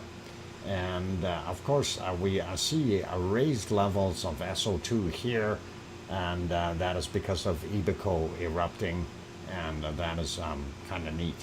And of course the other one here is Chikaretski, and of course you've got Karimsky, Bazimiani, and Shivalesh on the peninsula here, causing that big plume. Wow, that is going all the way over to Alaska. That is neat. And let's look real quick. South Africa, nasty pollution from their smelting plants. And then we have volcano and coking plants here in the DR Congo area, and you can't see where Ertael is, but it is in there somewhere. The pollution from Saudi Arabia, unfortunately, covering that up. Of course, it's the oil refineries that are dumping all that SO2 out there. And looking here, we see our wonderful Etna is picking up a pace again as far as putting out a little bit more SO2 today. And you'd have a Stromboli right about there in Volcano over here, and that is it for SO2, other than looking at Europe, not overly bad. A little bit in the western portion of Germany there, a little bit of a build-up. I don't know why. We do still see a little bit of a plume coming off of the Reykjavik Peninsula. I don't know if that's an indicator of things to come, but even when it's not erupting, we see that type of a plume sometimes. because of the aluminum smelting plant there, and that may have something to do with it. But this one kind of started when the volcano basically died out, so pretty interesting. Anyway, let's go over, have a look at our actual temperatures and stuff. I'm going to refresh this map so we have the latest and greatest. And there we go. We'll start out with North America. And as you can see, we do have reasonable heat all the way up to the northern portions of the continent, including Alaska. And it's pushing out some of that cold air. We see more warm air pushing that stuff back up to the north. And it is, of course, going over to Russia, which is nice, leaving Alaska a little bit warmer. Prairies, everything in Canada here are looking pretty warm in the west. Once you get into Ontario, we do see the colder climate up in the northern portions due to what's happening in Hudson's Bay and the cold temperatures up there. And we get down into the lower portions here of Ontario, though, quite a bit of heat down there still, including going out to the St. Lawrence Seaway, out to about here, then it cools off. And then, of course, PEI, New Brunswick, Nova Scotia, those areas showing some fairly reasonable temperatures for right now. Even out here in Newfoundland, except for this portion, a little on the cold side. Sliding down into the U.S. to have a quick look. And we'll go down the west coast here. Very red hot for the most part. And this is where we see some of the very, very hot temperatures down around Phoenix and Death Valley. 43 degrees Celsius in Death Valley today, 110 Fahrenheit. That is plenty warm, you guys. A little cooler than yesterday, but still, that is awesomely hot. And that, of course, goes all the way down here in the Baja of California and so on. So looking at Texas, Oklahoma, going up into Kansas, and I guess portions here of Colorado. Still a lot of heat in here being generated and pushed up. And we see, northern Alberta seeing 31, 32 degrees in some places. So pretty neat, and lots of summertime. Summertime is there. It's coming to an end, though. Things will change soon. Looking at Florida, very nice temperatures today. All the way along the east coast of the U.S., actually, a pretty darn nice temperatures. So nobody should complain about that. Cancun, Mexico, 28 degrees. Pretty normal. And looking at what we've got here, Mexico, for the most part, the higher elevations seem to be a little cooler for some reason. A lot cooler, really, which is odd. Because you don't see that so much up in Canada here in the mountains. And you don't see it in the Rockies here as much either. I mean, you do see it, but not as much. So the further south you go, the more that hot air is down near sea level, and the colder stuff up top, which is kind of neat. And it's really noticeable once you get down into South America. So there, Amazon looking pretty good as far as the temperatures have come back to pretty much normal areas. Cutoff line a little bit down below Buenos Aires now, rather than having it way up here in their cold times. So we do still see a cold patch right here under this high, unfortunately. Hopefully it'll warm up for them. And we see down here big massive low pulling all kinds of air across the southern end of Argentina and Chile. So hopefully they're all good. Sliding over to New Zealand, we do see there's two circulations right here, two lows, and they're going like crazy and doing their thing. So yeah, colder temperatures, but not too cold. And the southern island, northern island, actually kind of a mix of temperatures here again.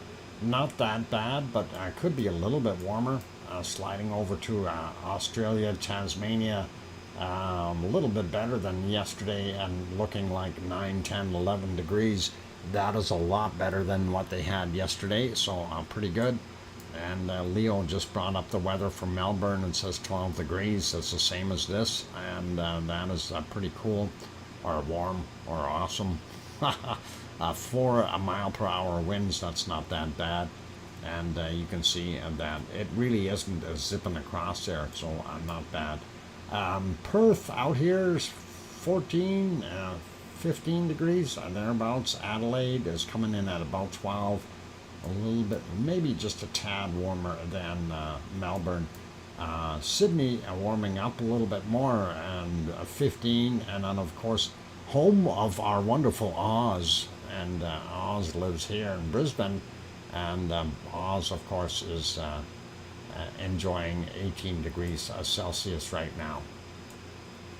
Zoomed out a little too much there. Okay, looking at Malaysian, Philippine, and Indonesian areas here. A lot of stuff. There's a big high sitting on top right there. Bangkok temperature 27 degrees. It says 28 from what Sue brought up. Thank you, Sue. And we see it there, but 89% relative humidity. That's pretty hot. Still a lot of activity and circulations going around here in our wonderful Manila area in the Philippines. Out here in the Philippine Sea, we see a couple of different circulations, and then a low way out here. That is causing some problems. This low here causing some issues as well. And for some reason, everything is kind of jetting out here. Must be a squeeze point or something, causing all that air to move out very quickly from the Yellow Sea and the East China Sea.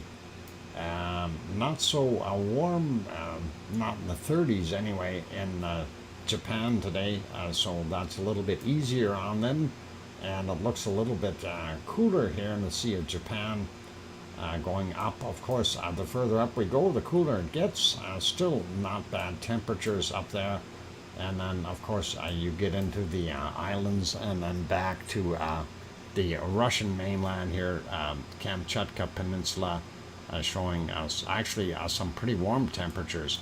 And you can see that push here to try to push that low back out and get it back up above that 60-degree mark there, back into the Arctic, and it's not working. It's all ending up in Russia, which is not good for them. Good for us, but not good for them.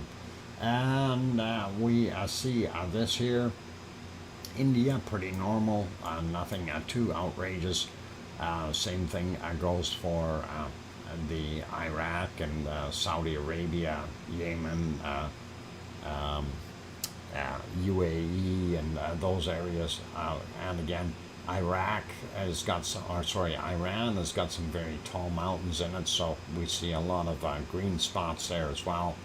And that's kind of the way it is. And looking here, Sahara Desert, I was looking earlier, I could only find about 45 degrees Celsius for a high during the day, and that was right in here. That is pretty hot, 45 degrees Celsius. Wow. Looking at the island of Kos, where Piggy lives, and that is 24 or 25 degrees right now. Hopefully she is okay. Hey, Tropic Paws, welcome, and didn't see you earlier, but good to have you on board. So I'm hoping for some rain to come down there and get to Kos, Greece, and instead of just 6 drops. Looking at what we see here in Sicily, not bad. Boot of Italy doing not bad too. Higher elevations, a little cooler, but still some very reasonable temperatures, not too cold or too hot for nighttime. Moving over to Spain and Portugal here, we do see some hot spots in Portugal. Hey, Yvonne Kunkel, welcome. Glad to have you on board. And Yvonne is bringing up the temperature for there. 18, that, mind you, that's up a little bit in elevation, isn't it, Yvonne? That Randenzo is a little bit higher up, so it's a little cooler than the rest of the areas, from what I recall. And, yep, we see, like I say here, there's some hot spots in Spain. Not too bad, though. They'll cool off eventually, I think. And France looking pretty warm as well until you get out on the coast here. Then it gets a little cooler and very hot as well in Holland, the Netherlands, as well as Belgium and Germany, holding a lot of heat. Even actually going through most of this, even Poland is still got some very warm temperatures for nighttime, and that seems to slide a long ways out, and all the way over into, I think, well, Minsk coming in at 17. I don't know. Yeah, I'm not going to worry about that. 17 in Moscow, that's okay. Let's look at England first. England, because they got a lot of rain, has cooled down a bunch, and that's probably very welcome for them. But it might have cooled a little too much. And there's Monkland. Monkland, of course, is very nice. And Irish Monk, of course, being near the wonderful location of Doolin. Somewhere right in this area here, and he's basking in the sunshine at 14 or 15 degrees Celsius with his goats, and I'm very happy that he's doing that on his birthday, and hopefully he's got some other wonderful people around. And save you, what do you need saving from? Oh boy, he's in trouble. It's hard to cook while an 8-month goat is butting you. Okay, I had to stay with because of the other goats would kill him. Oh my God, really? You let the little goat in there? Did you name it yet, Irish? What is that? Yeah, it's his birthday. He's 1,196 years old today, Yvonne. And that's 1,196, so 1196. So that's how old he is. It's I know he's an old guy, a really old guy. And Yvonne, in case you missed it, it should be good. We'll show you here's the cake that we had for him, just so you can see that. And of course we wished him a happy birthday, and in his own language. And I see my squirrel is coming back to get a drink. All right, never mind the squirrel. So that is, of course, for Irish Monk, and I figured I'd show that one more time, and that is good. Yes, we'll get to that soon, Anna Wallner, and thank you for being here. Let me get back to the weather map. And let's take a look.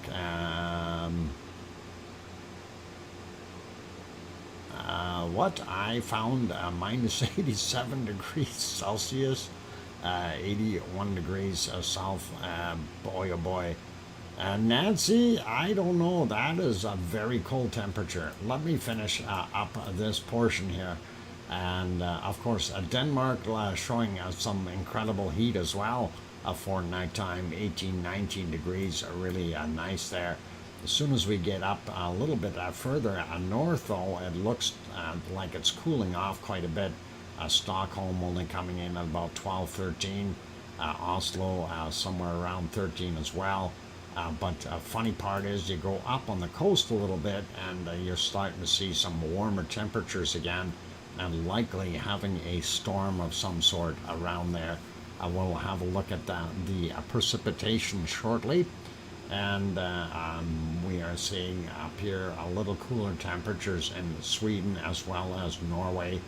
But the coastal areas seem to be a little warmer. Really interesting. St. Petersburg still at 15 and Riga at 19. So that is what we've got there. Awesome. And looking at our wonderful Iceland, a lot of fast moving air going across it and keeping things a little bit on the cooler side. It's that low that's really making things zip along here. But thankfully this what is this? This is a high. This high sitting here is adding a hot air to that flow, and that is what's going on. So looking not bad. Anyway, pretty normal for Icelandic weather right now. Let's switch over to precipitation, and then we will give some answers.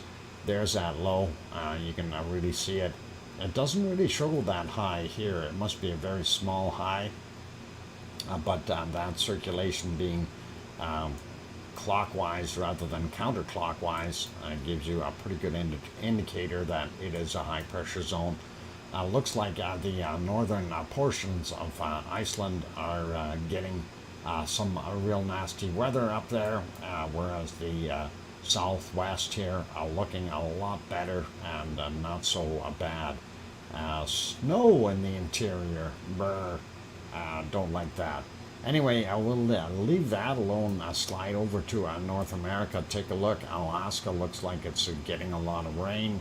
It's that warm air mixing with the cold air, causing a lot of that to happen.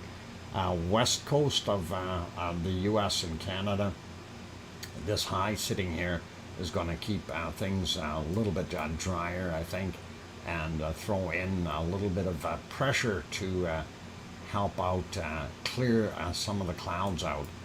We do see this mess here, and of course that is in southern Alberta and into it'll be in Montana, some into Yellowstone there, but going down into I guess it would be Wyoming, and then bottom end of is going all the way down into New Mexico here, but going through Colorado, Utah, and of course Arizona, and Nevada has got those isolated storms still, and that is interesting. Sliding back up a little bit here, we see around the Great Lakes, Ontario's got a bunch of storms there, and also on the U.S. side, so Chicago's going to get a little bit of rain. These are smaller storms there, but this is pretty nasty up in this area. Looking down in the southern U.S., we're not too bad off. We do have some small storms in Texas, nothing really major, but as soon as we get over into Louisiana, Mississippi areas, and all the way into Alabama, actually Panhandle of Florida, all of Florida, and Atlanta and South Carolina, North Carolina, going all the way up. We see lots of heavier storms, and then some isolated ones all the way out here in Tennessee and those areas. So that is what we're seeing. Not as much in the upper states here. So that is all good. Sliding down to Central America. Here we see a low, not bad. We do have a lot of stormy stuff, clouds and things going on there in Mexico, as well as the rest of Central America. And then moving in and seeing the northern ends of the Amazon rainforest, of course, in Venezuela and northern portions of Brazil. They've got some of that rain. Not so much in this area till you get down to Buenos Aires, And then we see a little bit there, and nothing too major. So they're getting some dry day, or a couple of dry days, I guess. There's that nasty low. Too many snowflakes in there for me, and that is, well, just leave it. Okay, I'll go over here now. We still have our two lows dueling it out here, and I don't know if they want to become one or what they're doing, but they should do it somewhere else, and I'll leave poor New Zealand alone. They've had enough rain, I think, for a little while, and could possibly do without. But yeah, you'd have two low pressure systems kind of feeding each other here for the most part. Down in Tasmania, not bad down there, and same thing, no rain in Melbourne, and no rain in most of Australia, except for these two little eyeballs here. And maybe a little bit along the coast north of Sydney, and that's not so bad. Once we get up into the Papua New Guinea area, start seeing big storms again. And of course are going into the Malaysian, Indonesian area, and it is just overwhelming all the way in. Even Bangkok doesn't look like it's got rain now, but it will, and I'm sure it's going to rain. Lots of stuff all over the place, and then we do have the stuff in the Philippines. There's that high pressure there, but I don't know if that high pressure is going to succeed in keeping it clear and dry there. It's not doing a good job right now anyway. A little bit more stuff. Here's that material that's kind of blowing out of the East China Sea, and it's being pushed out into the Pacific, but not too bad, and looks like a lot of that is ending up in northern portions of Japan with this storm sitting there. Also have that guy there, pretty nasty looking. We do have a couple other ones throughout, but not going to worry about them. Big low sitting here, and of course that right now was helping to bring up some warm air, but still it's creates a lot of moisture in the process. Sliding out a little bit more, we see what we've got here in India and the Indian Ocean, quite busy as far as careful where you go. It's pretty nasty.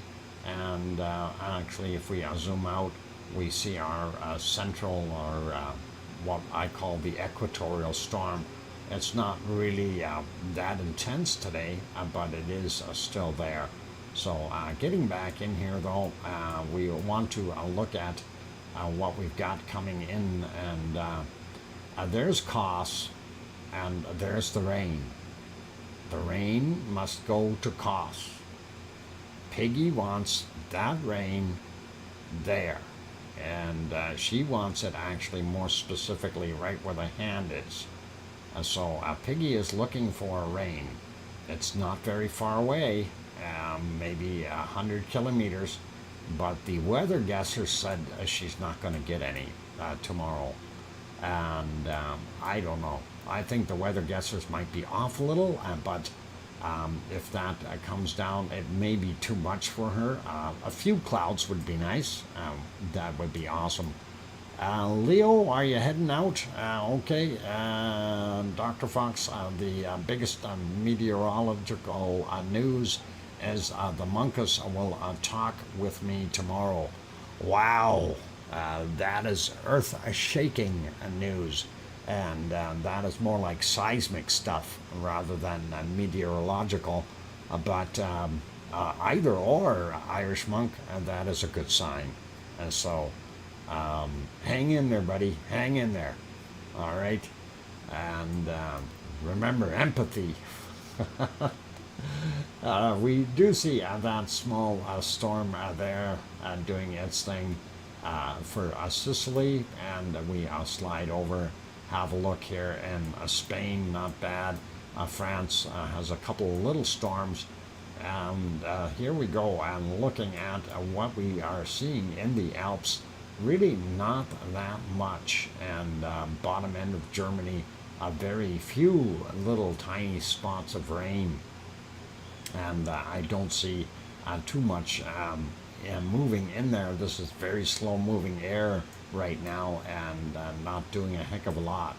So what we may see is some of this come down if this gets pushed down a little bit more, and they could see some rain up in the Netherlands or northern portions of Germany, and perhaps even, well, I don't know about Denmark, because you take a look at that shear line right there, and that is causing it to veer over a little bit. I'm hoping that'll relax and allow it to come in and give some rain to those good folks, and that would be really nice. And looking here, doesn't look like it's raining out there for the Irish monk. That might be good. It's a good sign. But at Northern Ireland seems to be getting a lot of rain. And when we slide up a little bit, we take a look at Norway, and I'm surprised that they're not getting bombarded on the coast. Remember, I said there was that warmer weather right there, and that was actually pretty nice for them, but they do have a system off the shore here. And even though it's cooler in Finland, they do have that big high pressure system sitting there, and they're getting some fog out of that. Pretty cool. And then we get back over to Iceland. We see that a big low still swirling around above Iceland, doing a big draw in. And of course, it is in fact pulling up some warmer air as well. This other low is doing kind of the same thing. As it rotates, it is actually helping out dump some warmer air up into the northern regions here, which is in a way is good. But of course, again, when you mix warm and cold air, you're going to get a lot of moisture coming out and see that way. And that is good. And all right, let's switch back over to our weather map, or temperature map. And somebody said that they found, what was that, ridiculously cold temperature? And you gave coordinates. Let's see. That's -2. Wow, holy macaroni. I wonder if that'll show up if I put that in there. That is awesomely cold, you guys. -92 Fahrenheit. Oh my God. That is absolutely insane. -92 degrees Fahrenheit. Let me see if we can get that to work, and if it'll read this. Oh, that's an elevation of 13,189 feet. Yeah. Okay, Grandma B found one on top of a mountain. Of course it's going to be cold up there, Grandma B. Yeah. All right, you guys are freezing me out here. -84, -87, -92, -98 C on the plateau. Wow. Wow. Wow. That -98 C. What is that in Fahrenheit? Anyone do that calculation yet? And that is on the plateau, some plateau. And I was trying to get the latitude and longitude here, copy, and see if it'll pop in the way it is. And let's try that, not have the slash in there, and just put a comma behind it. And let's see. And we don't need the altitude, do we? No, it won't work with the altitude on there. And let's try that. Not found. Yeah, that is not written well, so it's not going to see it. No, it won't work. But anyway, that is... I'm not going to worry about looking for that temperature today. That is just horribly cold. I did find a minus 70, minus 80. Holy mackerel. I did find minus 81. That is cold enough for me, you guys. So yeah, minus 81 right there. Minus 82. Okay. Yeah, you guys win with what you got, but okay, 81 degrees south, 43 degrees east. Okay, let's. Where's the markings on this thing? They're not there unless I click on it, and then it drives me nuts because it puts it elsewhere. All right. Anyway, yeah, it's cold. I'll believe you guys. That is horribly cold, and I don't know, for some reason it doesn't want to work here. So no worries, but that's okay. That is horribly cold. Yeah, that's where I found minus 84. Yeah, that's, I lost where I was at here. I moved things, things got clicked, and minus 82, yeah, right in here. And I'm sure there was a colder temp right in here, minus 83. So if we zoom in a little bit, we should be able to find that. But anyway, yeah, that's horribly cold. Never mind about 98 degrees equals 144.4, minus 144.4 degrees Fahrenheit. Okay, never mind. Do not send your penguins out in that cold temperature. They will freeze. That is all there is to it. That is too cold, you guys. You're making me too cold. Maria, the Matoma. There we go. Puts in a 20 Swedish kroners. Thank you very kindly for that nice super chat. That's awesome. Appreciate it, Maria. Thank you very much. And that is about it for today, you guys. And I hope you're keeping your penguins warm. Boy, oh boy. Anyway, here's that storm, Tokaj, whatever it is. But it is out here. That's a nasty storm. The other one, Maon, is the one that is right here on. I guess I'm not even sure what country that is, right? Well, China there, but these other ones, is that Laos or something? But anyway, right there is where that other storm is. So those two storms are wreaking havoc. Well, this one not so much, maybe for shipping, but this one is on land, and that is not good for those good folks. Anyway, I'm going to leave it there, you guys. That is pretty much it. Let's have another quick peek over at our wonderful volcano and in Iceland. I just want to see and confirm that it is still there. Nobody's stolen it, and that we can make sure that we're all going to be happy. I want to see if we can actually even see it. No. Not going to be able to see very much. It is way too dark there. And that, of course, is the shot of the valley. The lights you're seeing are from our Reykjavik, the capital city over there, and that looks awesome. And you do see a few stars, even though it's a little bit kind of hazy there, I guess, but dark nonetheless. And of course, that camera is stuck with that view. That poor guy's been standing there holding his head for the last 2 days now. His arms must really, really be strong to be able to do that.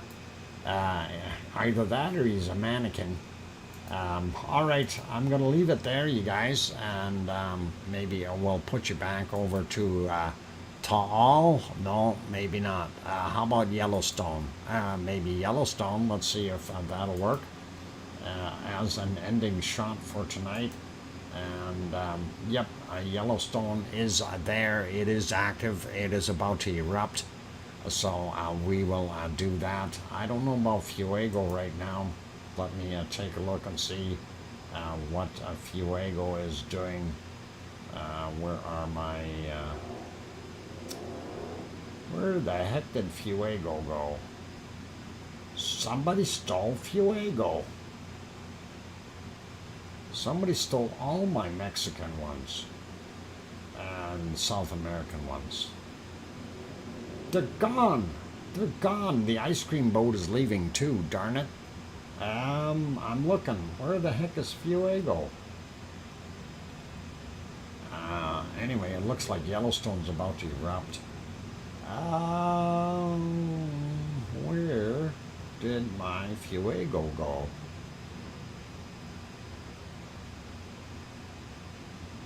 Unreal. What happened to my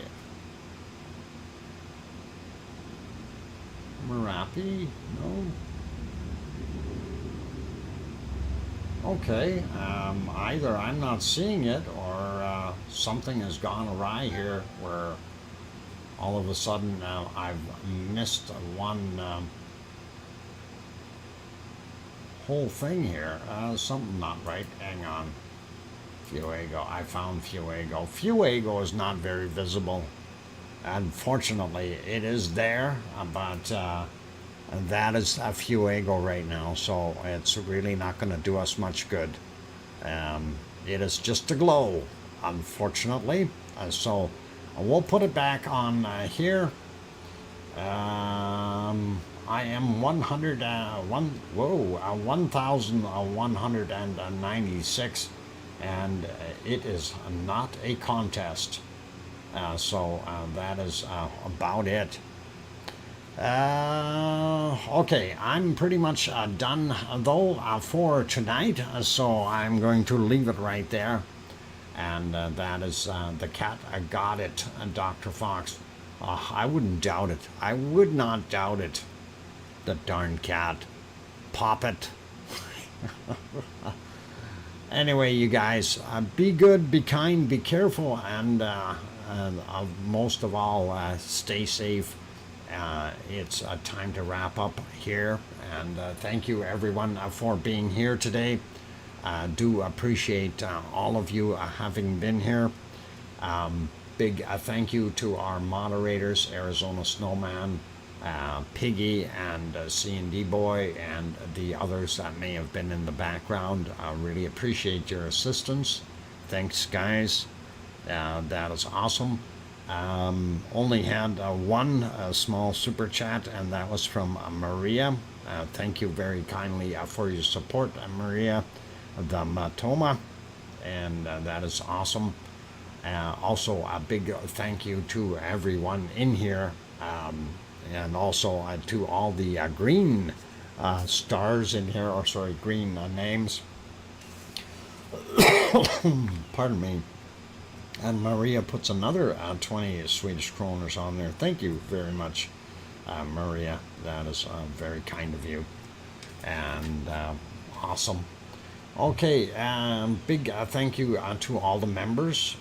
Really, I do appreciate all of you guys being here, doing your thing, and helping out. Big thank you to, there's a lot of people that I never really say thank you to from the background. Sue Hayes, really super with sending in a lot of information to me, and I really do have to say thank you, Sue. I really do appreciate it. Sharon Stewart just threw in a wonderful super chat. Sharon, that is awesome. Sharon Stewart, and that looks like an age that I don't think I'm going to get to. Oh, thank you very kindly for that 1196. And that sounds very familiar. Irish monk, I hope you have many, many more of those wonderful birthdays. And Sharon, next year will cost you a penny more. That is awesome. Thank you kindly for that wonderful super chat, Sharon Stewart. And of course, again, happy birthday, Irish monk. We really do appreciate you and love having you around. And that is really cool. And all right, so it's time to wrap it up, you guys. Um, okay, DJ says I can't see Sharon Stewart. Okay, well, I don't know if you have her blocked or maybe she has you blocked. I don't know. But anyway, nonetheless, she is definitely in there. A penny a year, not bad. Yeah, but you know, Sharon, in another 100 years, that's a whole buck. Anyway, that is awesome. Um, what? Okay. Anyway, I'm going to leave it at that, you guys. Thank you very, very kindly. And it's all good. And be kind to each other and take care. And yeah, if you guys figure you should be seeing each other, do go through your blocked members list and see. You might have one may have the other one blocked and not realize it. It's harder for me to do things like that since I can see you both, and I can't help out the situation. I have over 300 and some in my block list that takes a little longer to do, so it is what it is. Anyway, be good, be kind, be careful, and please, most of all, make sure that you tell your loved ones that you love them tonight, for tomorrow is never promised. I'm your host, DrFox2000, here in Edmonton, Alberta, Canada, bidding you all a good night or a good day, and we'll see you all tomorrow. Take care for now, and oink oink.